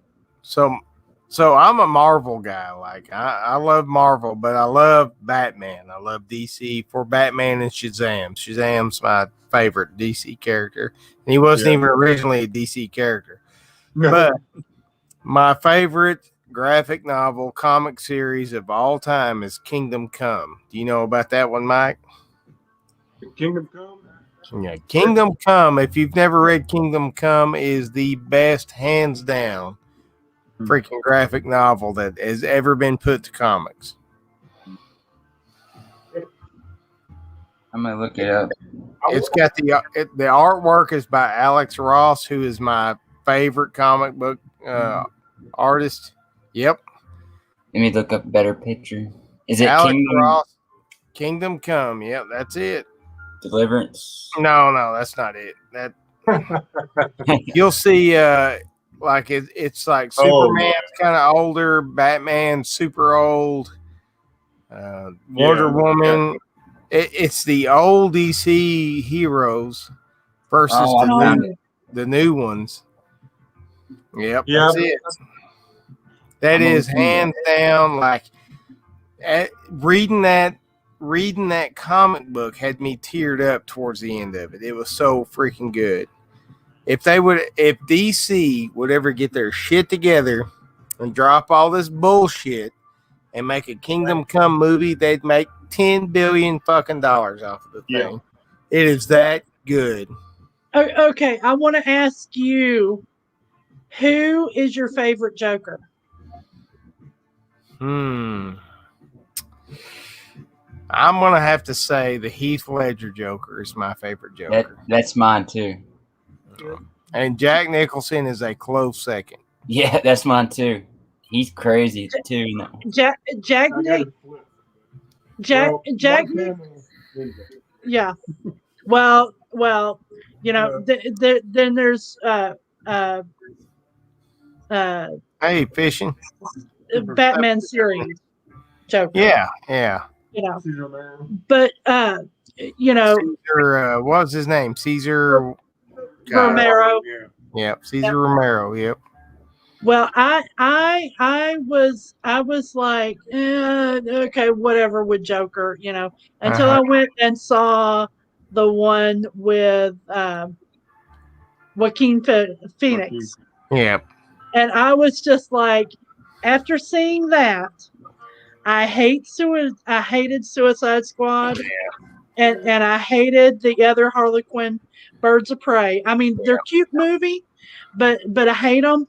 What I want is the director who did the Joaquin Phoenix Joker. I want him to take Harley's storyline and apply it into the whole Joaquin Phoenix Joker type vibe. I want him to do that because I want that. You know, Harley Quinn didn't exist in the comics until the Batman animated series come out. Yeah. She was created for that series, and then she was incorporated into the comics. Yeah. Oh, wow. Yeah. And she was only meant to be in one episode, and she just took off. Yeah. Such a good character. I think the new what's his name? The dude that directed Guardians of the Galaxy did the new Suicide Squad movie. I think that is going to kick all kinds of ass. Like, that's probably going to be the biggest DC movie ever. Yeah, my favorite is Batman, but I love all of them. But Batman really got me as a kid. Like, I have like Batman's cool. I love Batman. I love everything about Batman. But for me, as a kid when growing up, Shazam. Like, I love the fact that Shazam, because for whatever reason, I hate Superman. But Shazam could go toe to toe with Superman and whoop his ass. And that's what, the Kingdom Come, if you read that book, do they have a series? Do they have a comic series in Kingdom Come, like a movie or? No, they haven't done anything with it, and that's what I'm saying. They're missing out because that is like the best storyline ever. I'm a weirdo, you know. I like Dick Grayson. I loved him when he went to Nightwing in the beginning, and I loved Daredevil. Yeah. And after watching Suicide Squad, I think I would lean more towards Katana. Because Katana's storyline is more my vibe, and who was the chick with the swords? Katana, but come out around the same time the Daredevil movie come out. Jennifer Gardner. Electra. She got size. Yes. She is badass. But then again, it goes with the whole, katanas, swords, that kind of thing. So you know the whole thing about Teenage Mutant Ninja Turtles, right? And Daredevil? No. You know okay, so the chemicals that blinded Daredevil spilled into the sewers and created the Teenage Mutant Ninja Turtles. That's why Daredevil fights the hand and the Teenage Mutant Ninja Turtles fight the foot. Wow, I didn't know that. That's awesome. And Daredevil's was thick, and the Turtles' feature was Splinter. Yep. Yeah, it's a straight up crossover. And the original Teenage Mutant Ninja Turtles, they all had red sashes on their face instead of, different multicolors. And it was ultra violent. Like the first, you can find those. Man, they are so good. The original ones, they are so good. And they're nothing like the bullshit cartoon and all that stuff that came out. It is so good. But yeah, they basically just, the dude from Eastman Comics, he just took Daredevil. It's like, what if all that shit dripped down in the sewer and got on these little turtles and they become Teenage Mutant Ninja Turtles? And then he was just basically spoofing Marvel, basically. See, I did not like the Teenage Mutant Ninja Turtles because my sister was in. And I hit that phase. I was just like, ooh, my sister's into it. Nope. But Electra would be my jam. She would totally be my jam.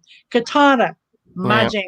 It just because So what do you think about Bullseye as a villain? What do you think about Bullseye as a villain? Because Bullseye straight up killed Electra in the comics.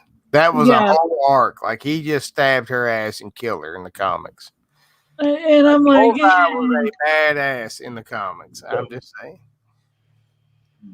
Yeah, I was like, meh. Bullseye and Hawkeye got into a fight one time, and they were literally shooting their bullets and arrows out of the air on each other. It was so fucking badass. That was like one of my favorite comic book fights of all time. Look it up, Bullseye versus Hawkeye. Fucking awesome. See, that would be my jam. Ever since I was little, I have I have obsessed with Japan. If it Mhm. was Japanese, I loved it. If it was Asian related, I loved it. So Do it you just, remember when anime was called Japanimation? yeah. Yeah. Yep. Man, that's I started back in the 80s. That's when I started getting into it. It's called Japanimation. And Well, but that Dragon Ball Z, like it wasn't dubbed. There was no Funimation at the time.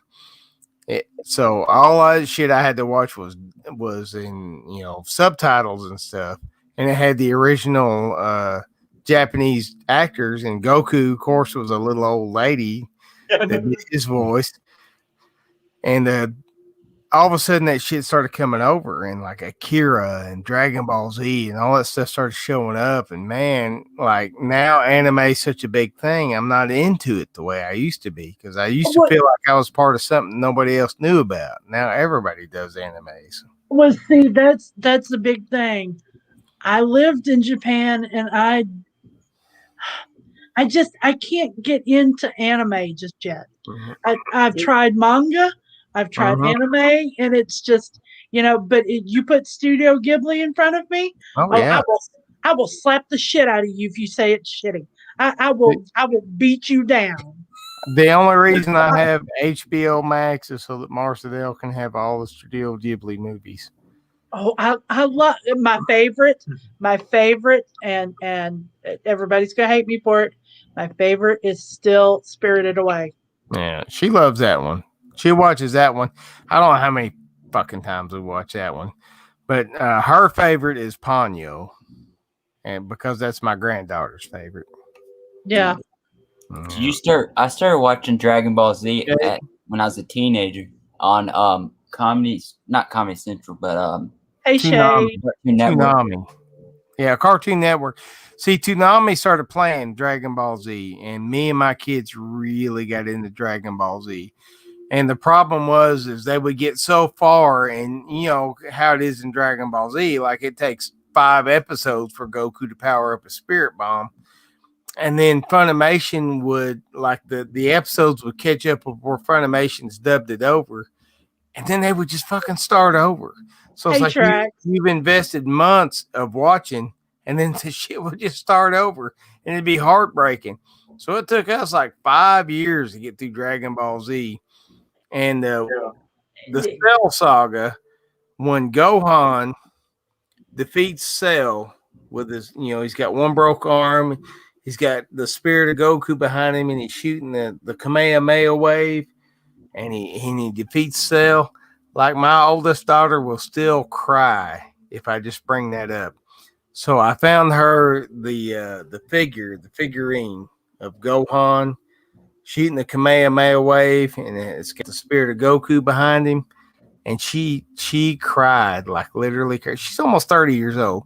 She cried when I gave her that action figure. So that's how much Dragon Ball Z meant to me and my kids growing up. So That's awesome though. You done that with your kids though, like a yeah. connection, you know. Well, See, that's the thing about all these is it's just a memory. It's not that the stories were that great. It's not that the art was that great. It's memories. It's the times that it brings up in your life. Yeah. and see, I think that's the whole reason why, I love the culture and everything, but I haven't found my gateway in on anime or manga, because it's there's so many different things you could go to, Yeah. and I haven't found, I've watched some Dragon Ball Z, I've Yeah. watched some Pokemon, and I'm kind of like, Well, let me tell you, Dragon Ball Z is a slow burn getting into. Yeah. Yeah. But once you get there, you are hooked for life. You're either going to be a Goku girl or a Vegeta girl. I'm a Vegeta. Like, I love Vegeta. Vegeta is my shit. I love Vegeta, man. see Vegeta's that one of my favorite characters ever. that may be my whole issue, because the whole slow burn. I want to, in the first, I will give things a full season Mm-hmm. to be fair, at least. And if it doesn't, yes, to me, then Yeah. I'm like, yeah, You know, my sister tried to get me into, is it Kingdom Hearts? Mm-hmm. And I've watched like 2 or 3 seasons of it, and I'm like, no. I I'm gotta gonna tell find you. my gateway. So here's an anime that they made one season of that it kills me that they don't make more of. Was Dead Man Underland or Underworld? Was it Dead Man Underland? Is that what's called, Mike? Do you know? I don't know. It's Dead Man Underland or something like that. I don't remember what it's called. Y'all in the chat correct me. But god dang, man, they made one season of that and it was so fucking good. And then it just stopped. It just ended. Was it Dead Man Wonderland? Dead Man Wonderland. That is such a good, like it's one season, but I'm telling you, it is so freaking good. That is one of my favorites of all time. What was that anime? It came out in the 90s on MTV, and they made a movie about it. It was the girl. Aeon Flux. Yeah. Yep. Oh yes, Yeah. Korean.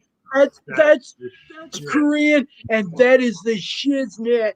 Yes, I was. Had Charlize hooked. Theron Like, in it. Mm.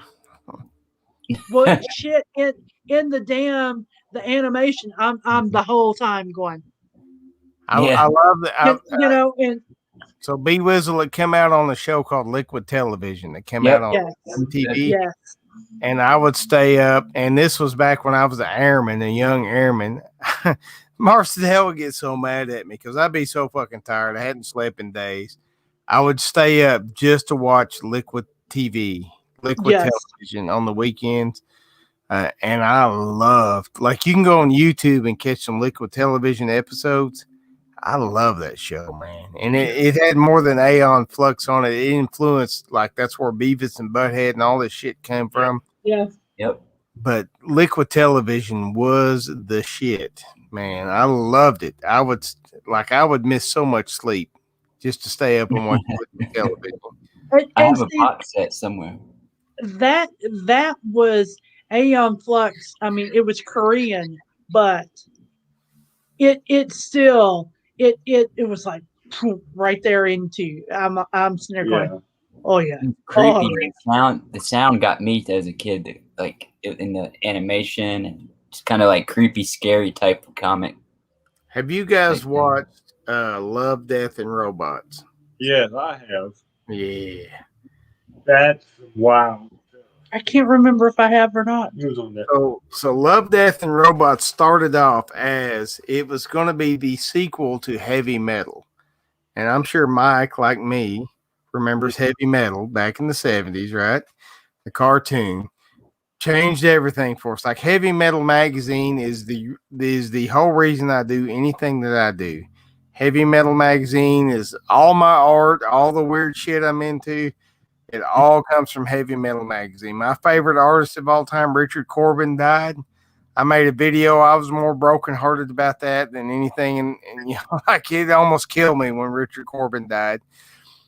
But he was a big influence. You know, he was the second biggest artist of Heavy Metal magazine. But Love, Death, and Robots started off. It was a sequel.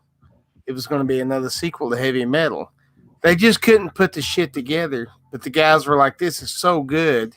We got to release it to something else. So they released it as Love, Death, and Robots. So it is the unofficial sequel to Heavy Metal. Is it on Netflix? It's on Netflix. Yeah. Is it good? Oh, it's good. It is really good. It's different. Every episode is different, and there's I think 19 episodes in that. Something crazy. Yeah. I'm gonna have to watch that. See. Thought they were making it. But I don't know. I can't remember. Everything is just blurring together on things. You know. Oh, it does. It does. The older you get, Mike, tell her. It just all the shit starts blurring together, right? It's the same thing for me too. And I'm 31. I don't know what you're talking about. I'm 20 years old, and I'm trading you in for. I've decided now it's going to be two 25-year-olds. So Daredevil's. Okay, let's get back to the Daredevil stuff. Daredevil season 1 on Netflix was really good. Daredevil season 2 with the Punisher. Oh my God, man! Like that was the best Punisher I've seen, and I've been so disappointed and let down by every Punisher movie that's ever come out. I'm like, how can you screw up the Punisher? It's so simple. It's such a simple concept. How do you keep screwing this up? But John Berthnall, or whatever his name is, did a really good job. Daredevil season 2. I thought he brought the Punisher to life, even though they got a little bit dramatic with it. Here's another one. Did you like Spawn? Yeah, Spawn was good, but it was just like the technology at the time, the CGI of the time could like it didn't translate real well. They could do it. I'd love to see them do it now, though. Okay, you seen Daredevil? Have you seen what's that one that you were watching? The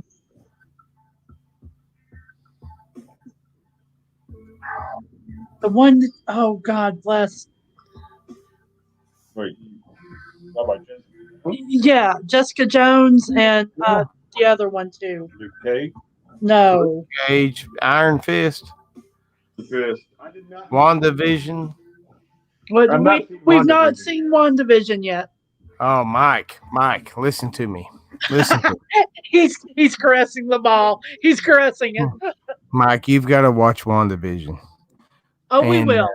Oh no, I'm telling you, you need to start watching WandaVision like tonight. As soon as I get done talking, WandaVision is so fucking good. Like it's a slow burn. I'm not gonna lie to you.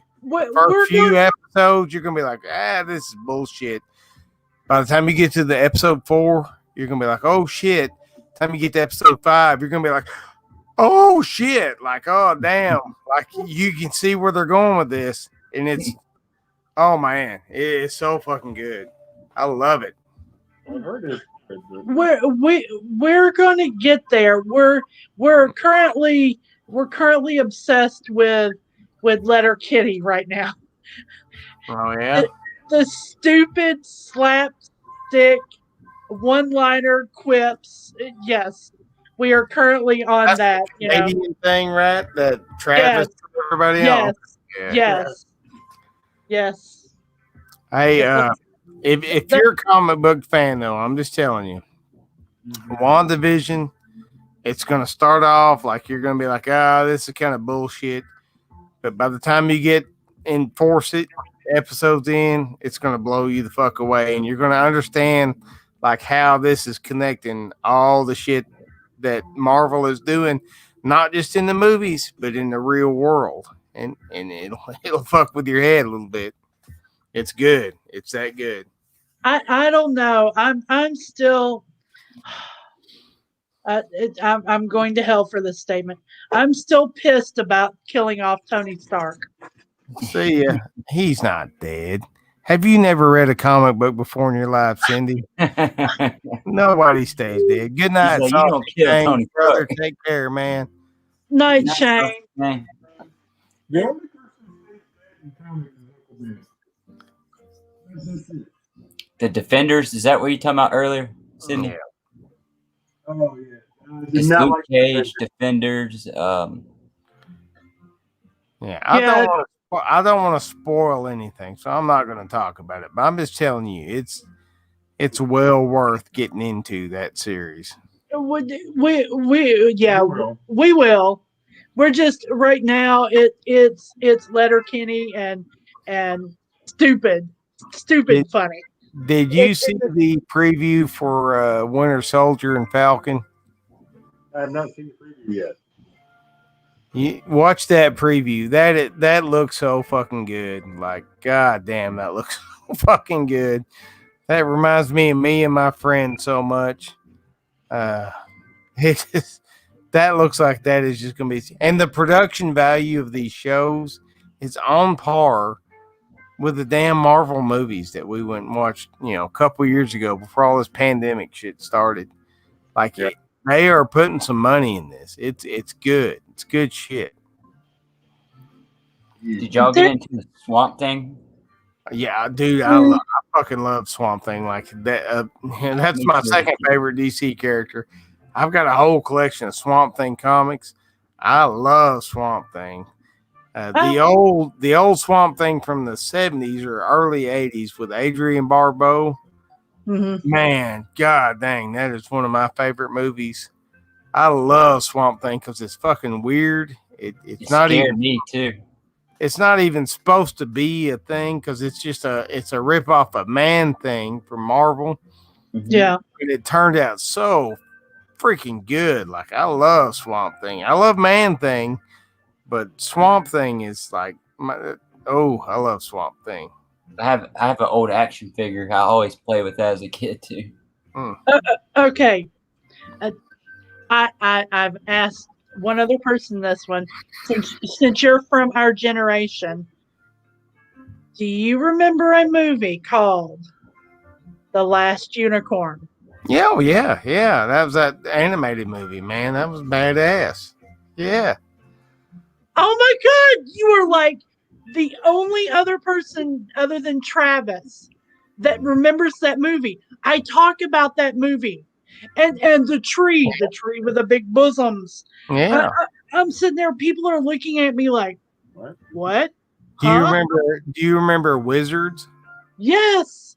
and the Rock and Rule? I don't know if you've ever watched Rock and Rule. Man, that was awesome. Fritz the Cat. Yeah. Yeah, I'm there with you on that stuff. That is the stuff that touches me right here, Cindy. Yeah, well, Travis went and pulled out the DVD. I'm like, yeah. who the frick are you? Yeah. Have you ever seen the Black Cauldron? Yeah. Yes, I saw that in the movie theaters. Did you watch when I played Space Ace? I went on a whole big spiel about Don Bluth. He's the guy that did the Black Cauldron for Disney. Mm-hmm. And then that's the one and only movie he did for Disney. And they kind of kicked his ass out. They're like, that's a little bit too weird for us. So he went on and did The Secret of Nim and All Dogs Go to Heaven and all that stuff. The Secret of Nim. Oh my God, that is one of the best. So play, go get Space Ace and Dragon's Lair and all that. That's the same dude that made Secret of Nim. And he's also the guy that made Black Cauldron. See, Black Cauldron, Labyrinth, Never Ending Odyssey, or Never Ending Story. Princess Bride. That generation. Yeah, I love that. Those are movies that I went to the movie theater and saw. Yeah. I'm in a movie theater seeing this stuff on the big screen, kind of thing, So for me, I don't know about Mike because we're the same age, but Star Wars fucked me up. Like I was 5 years old. I went and watched that thing. Everything became a spaceship and everything became a lightsaber and I like Star Wars screwed me up. And then in 1980, Flash Gordon and Popeye came out the same year. Flash Gordon, that is probably one of my top 3 movies of all time. It's so cheesy. Yes. I have to agree. To agree. I'm a big Star Wars fan. Because my birthday's on Star Wars, National Star Wars Day. May the Fourth be with you. There you go. And I have to say, the Robin Williams Popeye is one of my favorites. I freaking love absolutely that favorite. Yeah. And I will bust out. I will gladly pay you Tuesday for a hamburger today. And people just look at you like, what?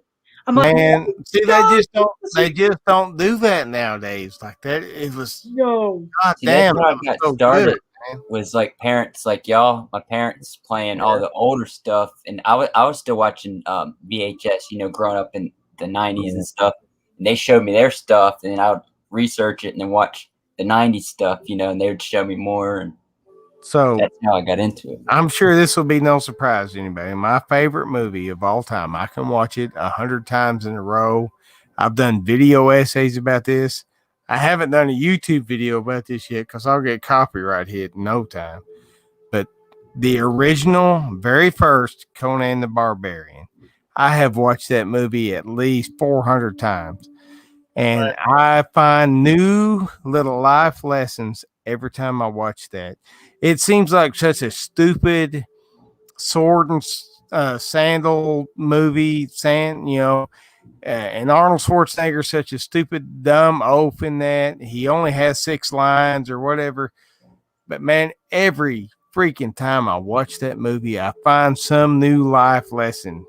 And I challenge folks to go and watch, not forget Conan the Destroyer. That movie sucked ass. I hated it. Even as a kid, I hated it.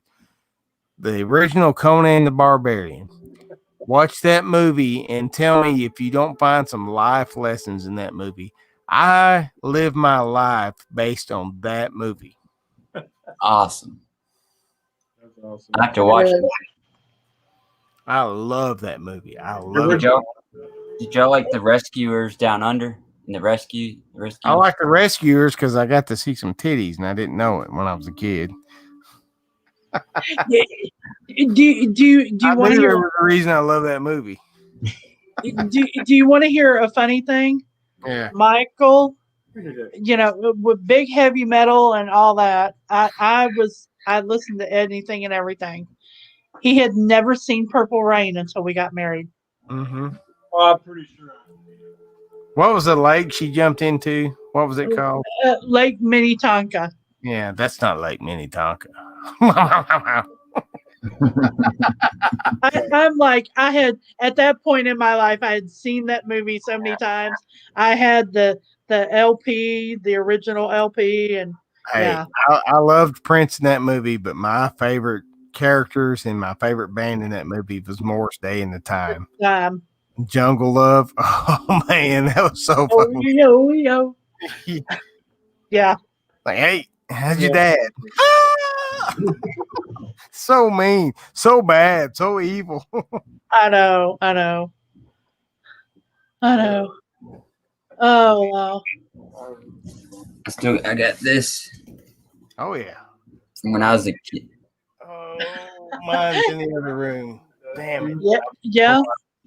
The old VHS. I've got that and the silver edition with the DVDs. So it's not spoilers at this point. My God, if you haven't seen it by now, don't even blame me for this shit. But when Luke Skywalker showed up on The Mandalorian, I fucking cried, man. Like I was tore up. I was a wreck. You're gonna laugh at this. Yeah. I have not seen it all in order. I've started and I'm halfway through the first season, but I have seen the ending of The Mandalorian because these fools sitting there watching it, and I'm trying not to watch. My daughter's crying, Michael's crying. Oh, I'm man. looking up, going. Michael, like me, has been waiting since 1983 when Return of the Jedi came out. We've been waiting since 1983 for Luke Skywalker to finally kick some ass like that. And then he fucking shows up, and man, I was devastated. I was like, is that fucking Luke? And then that green lightsaber popped up. And dude, I was a mess. I was a fucking mess. No, I meant that's why I didn't like the new movies, kind of, because Luke didn't really kick ass and take names. Like, no, that was Luke fucking Skywalker. I was like, that's not canon. I don't care. I don't care what Disney says. That's not canon. That's what I wish the new movies would have done. The same thing. You know what I mean? Now the closest I got was the ending scene of Rogue One. When Darth Vader come down that hallway. Oh man, God damn, that was awesome. Yeah. That was the whole movie. I've not seen that one. Oh. Y'all like the new Star Wars?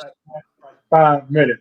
The movie itself is stupid. I when we got married, I had seen the original 3. Yeah. And we started watching. I don't even know how to describe them anymore. Like the prequels or whatever they so were. The prequels with the Return, the Phantom Menace, and the Clone Wars, and Revenge of the Jedi.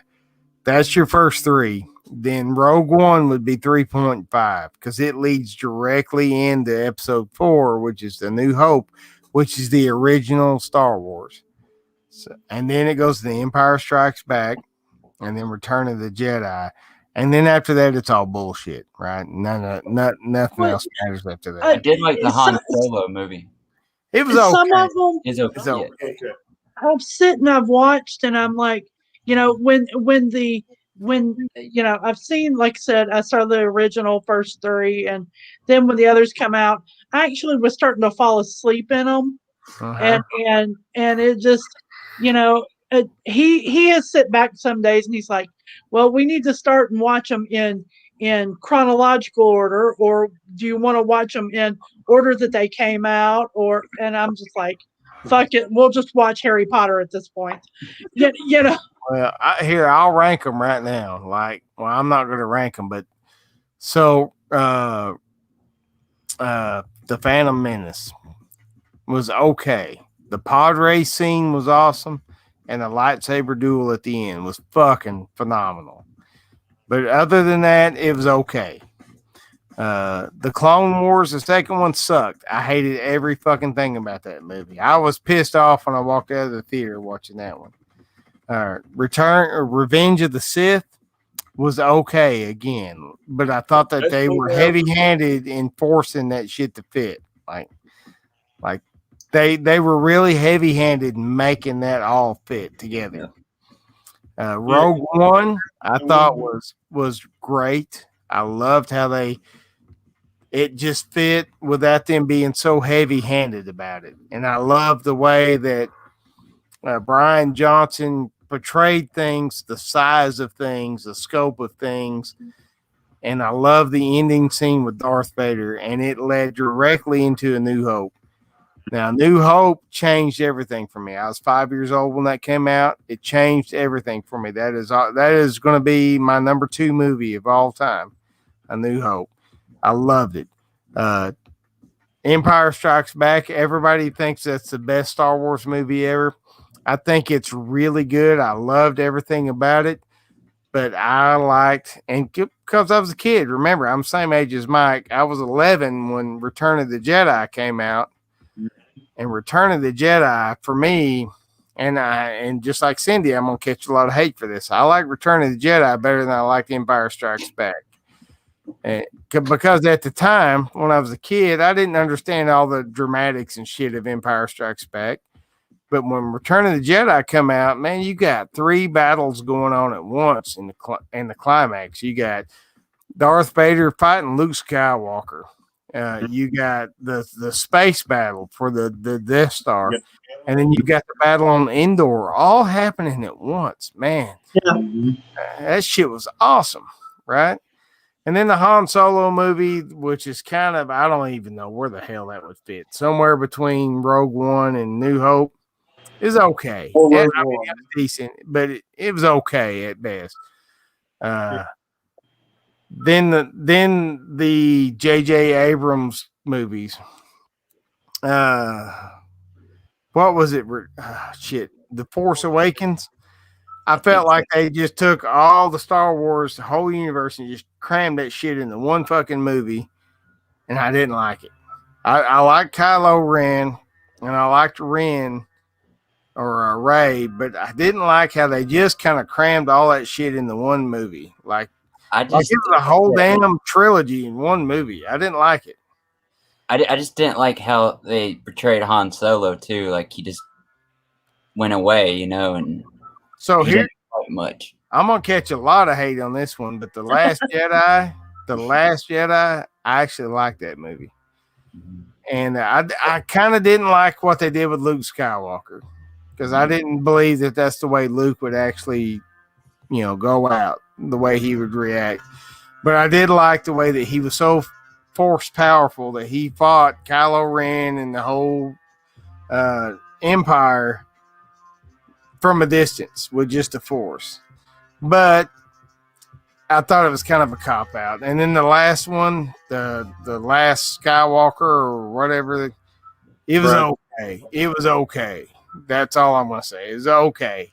Like, but again, just like the other J.J. Abrams movie, I felt like they were heavy-handed and forcing all that shit to fit together.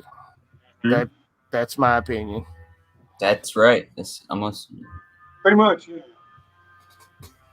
Yeah, I was pretty much, like I said, I'll get a lot of hate for it, but Michael is Star Wars. I'm Harry Potter. And it has to do with. I also read the Harry Potter series. I read them. I know the storylines. I love that, and it just. So when Longbottom cut the head off the snake with the sword of Gryffindor, Nagini, yeah. That was just like when Luke Skywalker showed up to get Baby Yoda for us. Yeah. That's what it felt like. Well, I was a little more upset about Nagini dying. I am a Slytherin. What's Luna's name? I would be a Ravenclaw if I was going to be in Harry Potter. Luna Lovegood. I don't know. Yeah, you would be either a Ravenclaw or a Hufflepuff. No, I'm not a Hufflepuff. Fuck Hufflepuff. I'll be a Ravenclaw. I like Lord of the Rings better than Harry Potter personally. If I was in Lord of the Rings, I would be Dane. I would be Gimli's uncle, Dane, who shows up at the end. If I was gonna be in Lord of the Rings, I would be an elf. I'd be a dwarf. You know I'd be a fucking dwarf. Come on. I love dwarfs, man. I know. That's why we send you the dwarf memes. I fucking love the dwarfs in Lord of the Rings and The Hobbit. Yeah. Because they're so underestimated, but they will fuck you up. I love the dwarfs. How about you, Brandon? Of all the races in The Hobbit? I'd probably be a what do you call it? Yeah, I like the dwarfs. The big feet too. Yeah. I think Brandon, you'd be a hobbit, but you'd be one of the hobbits that drank from the nth water, and you would be one of the guardians of the Shire. That's what I feel like. Yeah. I'd be one of the dead dwarfs on the battlefield there. But the dwarfs are the ones too. I forgot. Yeah, the hobbits. I was thinking the hobbits and the dwarfs are together, but the dwarfs are the guys with the axes, right? And the beard. I got a little bit of ring wraith in me because I got a little bit of a dark side. The ring wraiths are my second favorite entities in the Hobbit and the Lord of the Rings movies, but I'll be in there in a minute. They're just corrupted. They're funny too, aren't they? They drink. But it's funny how they smoke that star fruit in the movie too, and they portray it as like kind of like marijuana. No, it's straight up weed, man. Like Gandalf was smoking weed through the whole freaking like 6 movies, dude. It's funny how they call it fucking guy. Yeah, I don't know. I'm okay with Lord of the Rings. I tried to start reading them because I'm one of those I love to read nerds, but I couldn't. Oh God, I'm gonna lose nerd points for this. I just couldn't get into reading them. What's your favorite Stephen King book, Cindy? Because I know you're a Stephen King fan.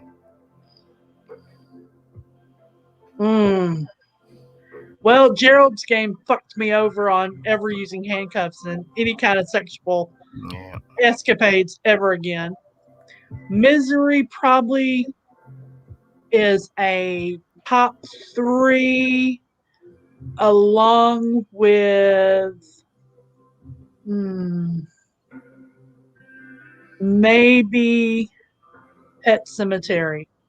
For me, it's The Gunslinger is my number 1. Okay.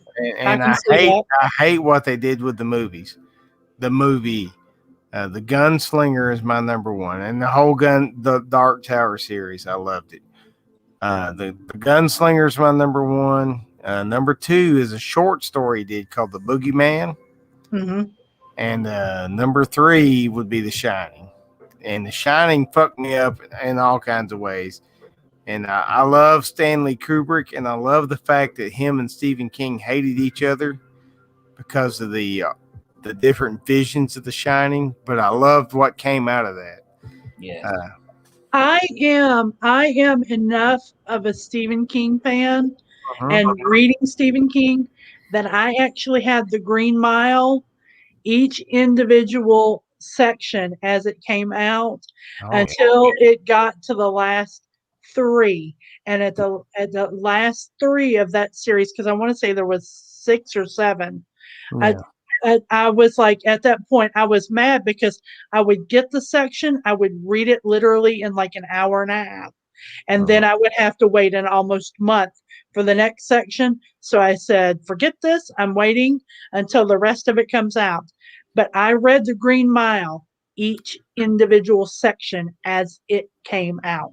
Are you excited about the new Stand, the new version of the Stand that's coming out? I don't know. I have this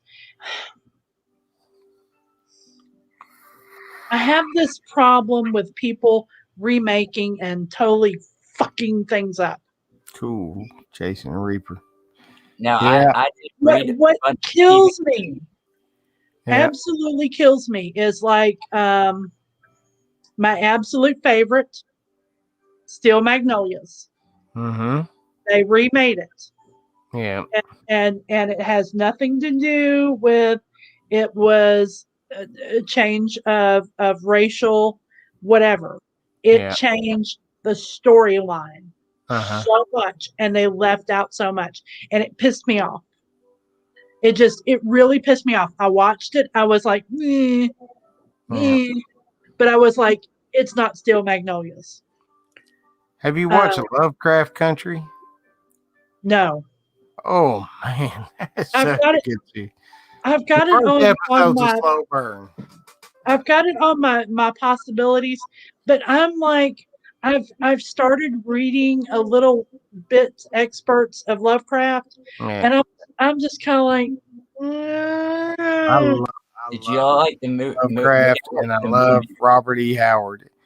They were both racist assholes, but it was a whole different time. yeah, Right?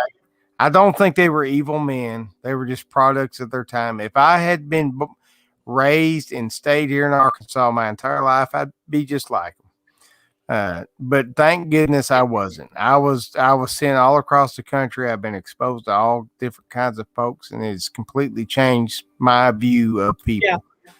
Yeah. But that being said, H.P. Lovecraft's universe, I love it. It is so dark. It is so mysterious, and it is so left up to your imagination. I love it. And of course, Robert E. Howard, who was his best buddy, is the guy that created Conan. So, did y'all like The Thinner? Oh yeah, Thinner was good. Yeah, that's my second favorite Stephen King movie. I'm like, I never read the books, but I saw the movies. Just I don't get into reading because I don't know what it is. But I need this. Cujo messed with me. I would not. And what's the car one? Christine or Christine. Yeah, oh that's a great one. Hey, the original Carrie with. Yep, my mom got me. Oh my god, that scared the absolute shit out of me when I was a kid. That was almost as bad as The Exorcist when I was a kid. That has a lot of meaning. Scared the shit out of me. That has a lot of meaning to it too, because like kids getting bullied nowadays too. Over it has like a type thing. You want to talk about parents fucking kids up? Mm-hmm. My mom actually let me watch Halloween when that shit come out, and I was little then, so that was. A lot of people don't realize Michael Myers is the original slasher. Well, I mean, there was a couple of Italian stupid ass movies. Like Jason Voorhees is a ripoff of Michael Myers, straight up. Michael Myers is the man. Like he's the shit. Halloween and Halloween 2. Phenomenal. I fucking love those movies. Yep. Halloween 3 took the big left turn and fucked the whole franchise up from that point on. But And I know, but I loved Freddy Krueger. yeah. I loved Freddy Krueger until they started getting too far along with the series, and then I'm like, Yeah. you Yeah, it know. got stupid. It got stupid after a while. Same Just, with I mean, it got like a comic book or something. Like it was just stupid. Yeah. Chucky freaked me out. I remember fighting with the kid. He told me Chucky is real on the school bus, and then my cousin punched him. And See, Brandon, you're of the age where Chucky scared the shit out of you. It did nothing for me. Like Chucky didn't do shit.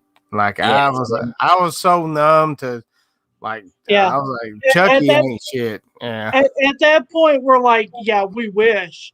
You know, I would rip the stuffing out of that little fucker. I know, right? You know, it just, So yeah. Alien, 1979. I was 7 years old, and somehow when I was about 8, I watched the damn thing. The original Alien scared the absolute shit out of me, and then the thing came out in 1981 or 2 or something like that. Came out the same year as E.T. That is good. With Kurt Russell. Oh Right? my god, yeah, that movie, that is probably my number 3. My dad loved that movie. Yeah. He got me into that. Not the new one, but the older. Yeah, oh yeah. Well, the new one wasn't that bad. It's just not as yeah. good.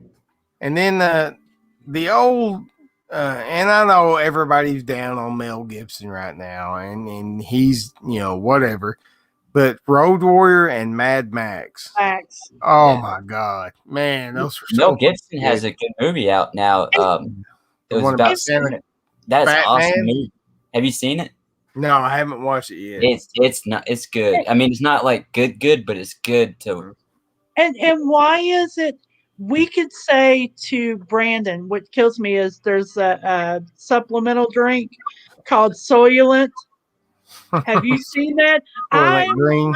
I'm sitting there, I'm going, Soylent Green is people. Do Yeah. you guys not understand? And people just look at me like, what? I'm like, oh my God, bless So there's this old movie with Charlton Heston in it called Soylent Green. And basically it's just big dystopia, and folks can go, and like if you just don't want to live anymore, you go to these centers and they let you commit suicide, right? They'll kill you. When you get too old, you go, and then they well, if you get too old, or you just get tired of this shit. Just don't want to live anymore. It says the year 2022. Yeah. I was looking at a poster of Soylent Green. It says the year 20. Yeah. I know. So the world is starving, right? They don't have enough food, but then this new miracle food comes out called Soylent Green. Soylent Green. And at the end, he's screaming, Soylent Green is people. Soylent Green is people. So you figure out the whole plot of the whole movie from that. So it's good though. Oh, it's really good. I'm gonna have to watch that. Man, there's so many old movies I could recommend to you, and you would love them. And Barbarella. Yeah, Barbarella. I've seen that. Like Jane Fonda is such a bitch now, but man, god dang, back in the Barbarella days, oh my god, she was so hot. Oh. Now, do y'all like the what's his name from Pulp Fiction? The director Quentin Tarantino? Yeah. I love Quentin Tarantino. I think he is like really good. And then another guy, I don't know if you heard Hunter S. Thompson. Yeah. Oh yeah. He inspired me when I was at high school. I wanted to be a kind of a writer, but then I took a wrong path. But Hunter S. Thompson did all the crazy stuff. Let me tell you the difference between you and Hunter S. Thompson, Brandon. Is he did it and you just thought about doing it. Yeah. Just do it, man. Just write it. Just do it. That way he's great at journalism. Yep. Favorite Kill Bill character? The first twin. What was her name? The one with the wrecking ball. Oh, man. I like the twin. They didn't show the other twin in the movies, but there was twins. Remember when she before or after she fought the 88, See, now 88's my favorite. 88 was my favorite. Remember, there was the twin girl. She was supposed to be a twin, but I think they only used one of them in the movie. She had the little spiked wrecking ball thing.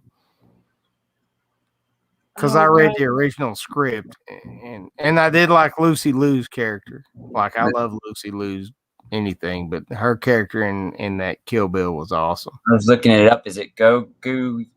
I'm messing it up. Gogu Kubayari. Yeah. Kubayari. Yeah, because there were supposed to be twins, but they only used one for the movie. But yeah, and Kill Bill Volume 1, it's up there. Like, I love everything about that one. Kill Bill Volume 2 kind of fell apart. I ain't gonna lie. Yeah. Did you watch Twin Peaks? Yeah, and before Twin Peaks, though, Crazy at Heart. Did you ever watch that old movie? I don't think it did. Oh my God, it's got Nicolas Cage in it, and it's got the girl from Jurassic Park. I can't. Then yeah, probably have, because I've just about seen all of Nick's movies. Just about all of them. If you've not watched Crazy at Heart and you're a Nicolas Cage fan, that is other than Raising Arizona, that's his best movie. Raising Arizona is hilarious. No, what's this Raising Arizona, but you want to crank that violence up and you want to add Willem Dafoe as a crazy psychotic villain in it. Crazy at Heart, and it's directed by David Lynch, the same guy that did Twin Peaks. It is fucking weird. It is awesome. You'll love it. What's this movie that used to play in high school? It's called The Clockwork is Orange, I think. Clockwork Orange is they used to play Stanley Kubrick movie. Stanley Kubrick. Hold on, let me show you my wall over here. I don't know if you can see it. See that big ass poster over there? 2001: Space Odyssey. Stanley Kubrick is my favorite director of all time. So that movie, I remember a little bit in high school, but I want to watch it again because it's so creepy. I remember. Thing about Clockwork Orange is it's got a prolonged, extremely hard to watch rape scene in it, and that, even for me as a huge Stanley Kubrick fan, like, that really bothers me. I don't like movies with rape scenes in them. It bothers me. I don't want to see that shit. I don't know why they play it in high school now. Yeah, but A Clockwork Orange is a great movie. But if you just, I don't know. I think he went too far with that. But you'll see this big bodybuilder bodyguard guy in that movie. That's the dude that played Darth Vader. That's the dude that was actually underneath the costume and the mask. David Prose. Man, we are getting way nerded out here, aren't we? That's awesome. Hey, so I don't have to say it. Sabrina Vlogs. I'm subscribed to it. She said, "Great live." Yeah. Great. Now, yeah, I'm subscribed to her. Yeah, Sabrina Vlog. She's also Sabu. Sabrina is she's been one of my first original friends on YouTube. She's from the Philippines. She is an awesome supporter. She's got like 3 different channels on here. But, you know, that's where my Filipino community, she's one of my main contacts there. Sabu is awesome. She is really a good supporter and a good friend to have on YouTube. Mitch Lee, the dude that's commenting there, that is straight from Cebu. He is another Filipino dude. He's a Pinoy. He's yeah, I shared her out, and I subscribe to her, and I go to her live sometimes, say hey and stuff, and hit the like button. Yeah, Cebu's awesome. I think the world of Cebu. One of my original friends on Cebu and Get Her Done Granny. Like, you couldn't see me as the guy that kind of got me into all this stuff. I had 40 subs, and he had like 800 when we started working together. Now he's got like almost 7,000 subs, and I've got 800. So I'm, kind of following in his footsteps. But he's the dude introduced me to Get Her Done Granny. And that's how I met Cindy and everybody. That's because it expanded from Get Her Done Granny to Everything Spicy to a whole bunch of different people. But that's how we all met, is because Coombs introduced me to Get Her Done Granny. So Get Her Done Granny is the OG catalyst for anything with OG San's World to do on YouTube. Everything spicy is when I started meeting everybody else. Had I not met Granny, I wouldn't have met any of y'all. Nightshade. Good night, Shade. But guys, I think I'm gonna head back to bed. I woke up and I sleep eat sometimes. Got some yogurt, but I gotta work in the morning. So well, I've been up for 26 hours right now. So nice. But hey, I had a great talking to y'all. It's awesome. Great time. Yeah. I'm going to do more of these lives, just like I talked to Shane. I got to get to the point where I just got to start doing the lives and getting, I don't want to step on anybody's toes, but I just got to start running my live shows because, somebody's on every night of the week. Yeah, it don't matter what. I love Phil. I love Style. I love everybody that's on, but at a certain point, you just got to run your channel, Exactly. But that's what I try to get to everybody. Just take care of your channel. Everybody understands, and we all got each other's back. Yep. Exactly. Well, good night, guys, and I'll see y'all tomorrow. I'm sure on 21090 I'll be there. Yeah. All right. But yeah, it's so much fun talking and nerding out. Yeah, we just need to have some nerd talk. Yeah, we'll do that. We'll do this more often. I love that Mike is like, holy shit, somebody else in the whole universe understands me. Yeah. Never expected it to be that guy, but there he is. Mike loves you. Yeah. Look at that, Cindy, right there. Look at that Dr. Doom mask. That's a fully functional Dr. Doom mask. All right, guys. Good night. Love y'all. Y'all later. Peace. Take care. Mm-hmm. All right. Cindy, you ready to go to bed? I'm ready to go to bed. Yep, I'm about ready. Michael's already gone, and I think I'm going to go crawl in next to him. And my eyes had rolled up in my head so many times tonight. I'm so freaking tired. I've had a long day at work. I was pissed off when I come home. I put out that one stupid little video. I was so fucking mad when I made that video. That is for one specific person, so don't ever ask me who that's for. It's not for anybody on YouTube. It's for somebody else. Yeah. And they will know who it is when they fucking watch it. So I hope they enjoy it.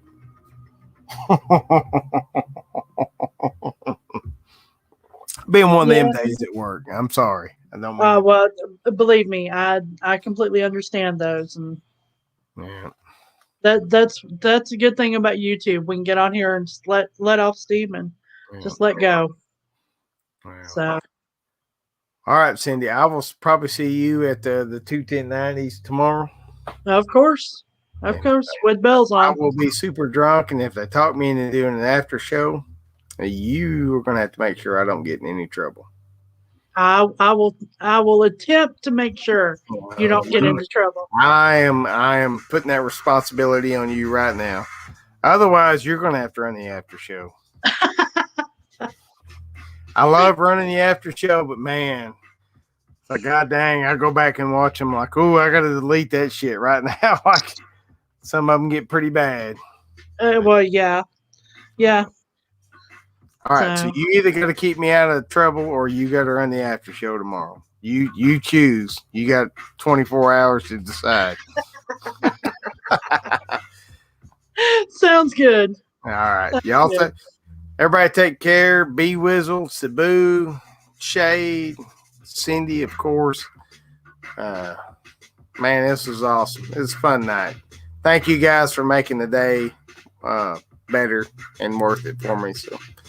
Love y'all. I'll see you tomorrow. Take care. Right. And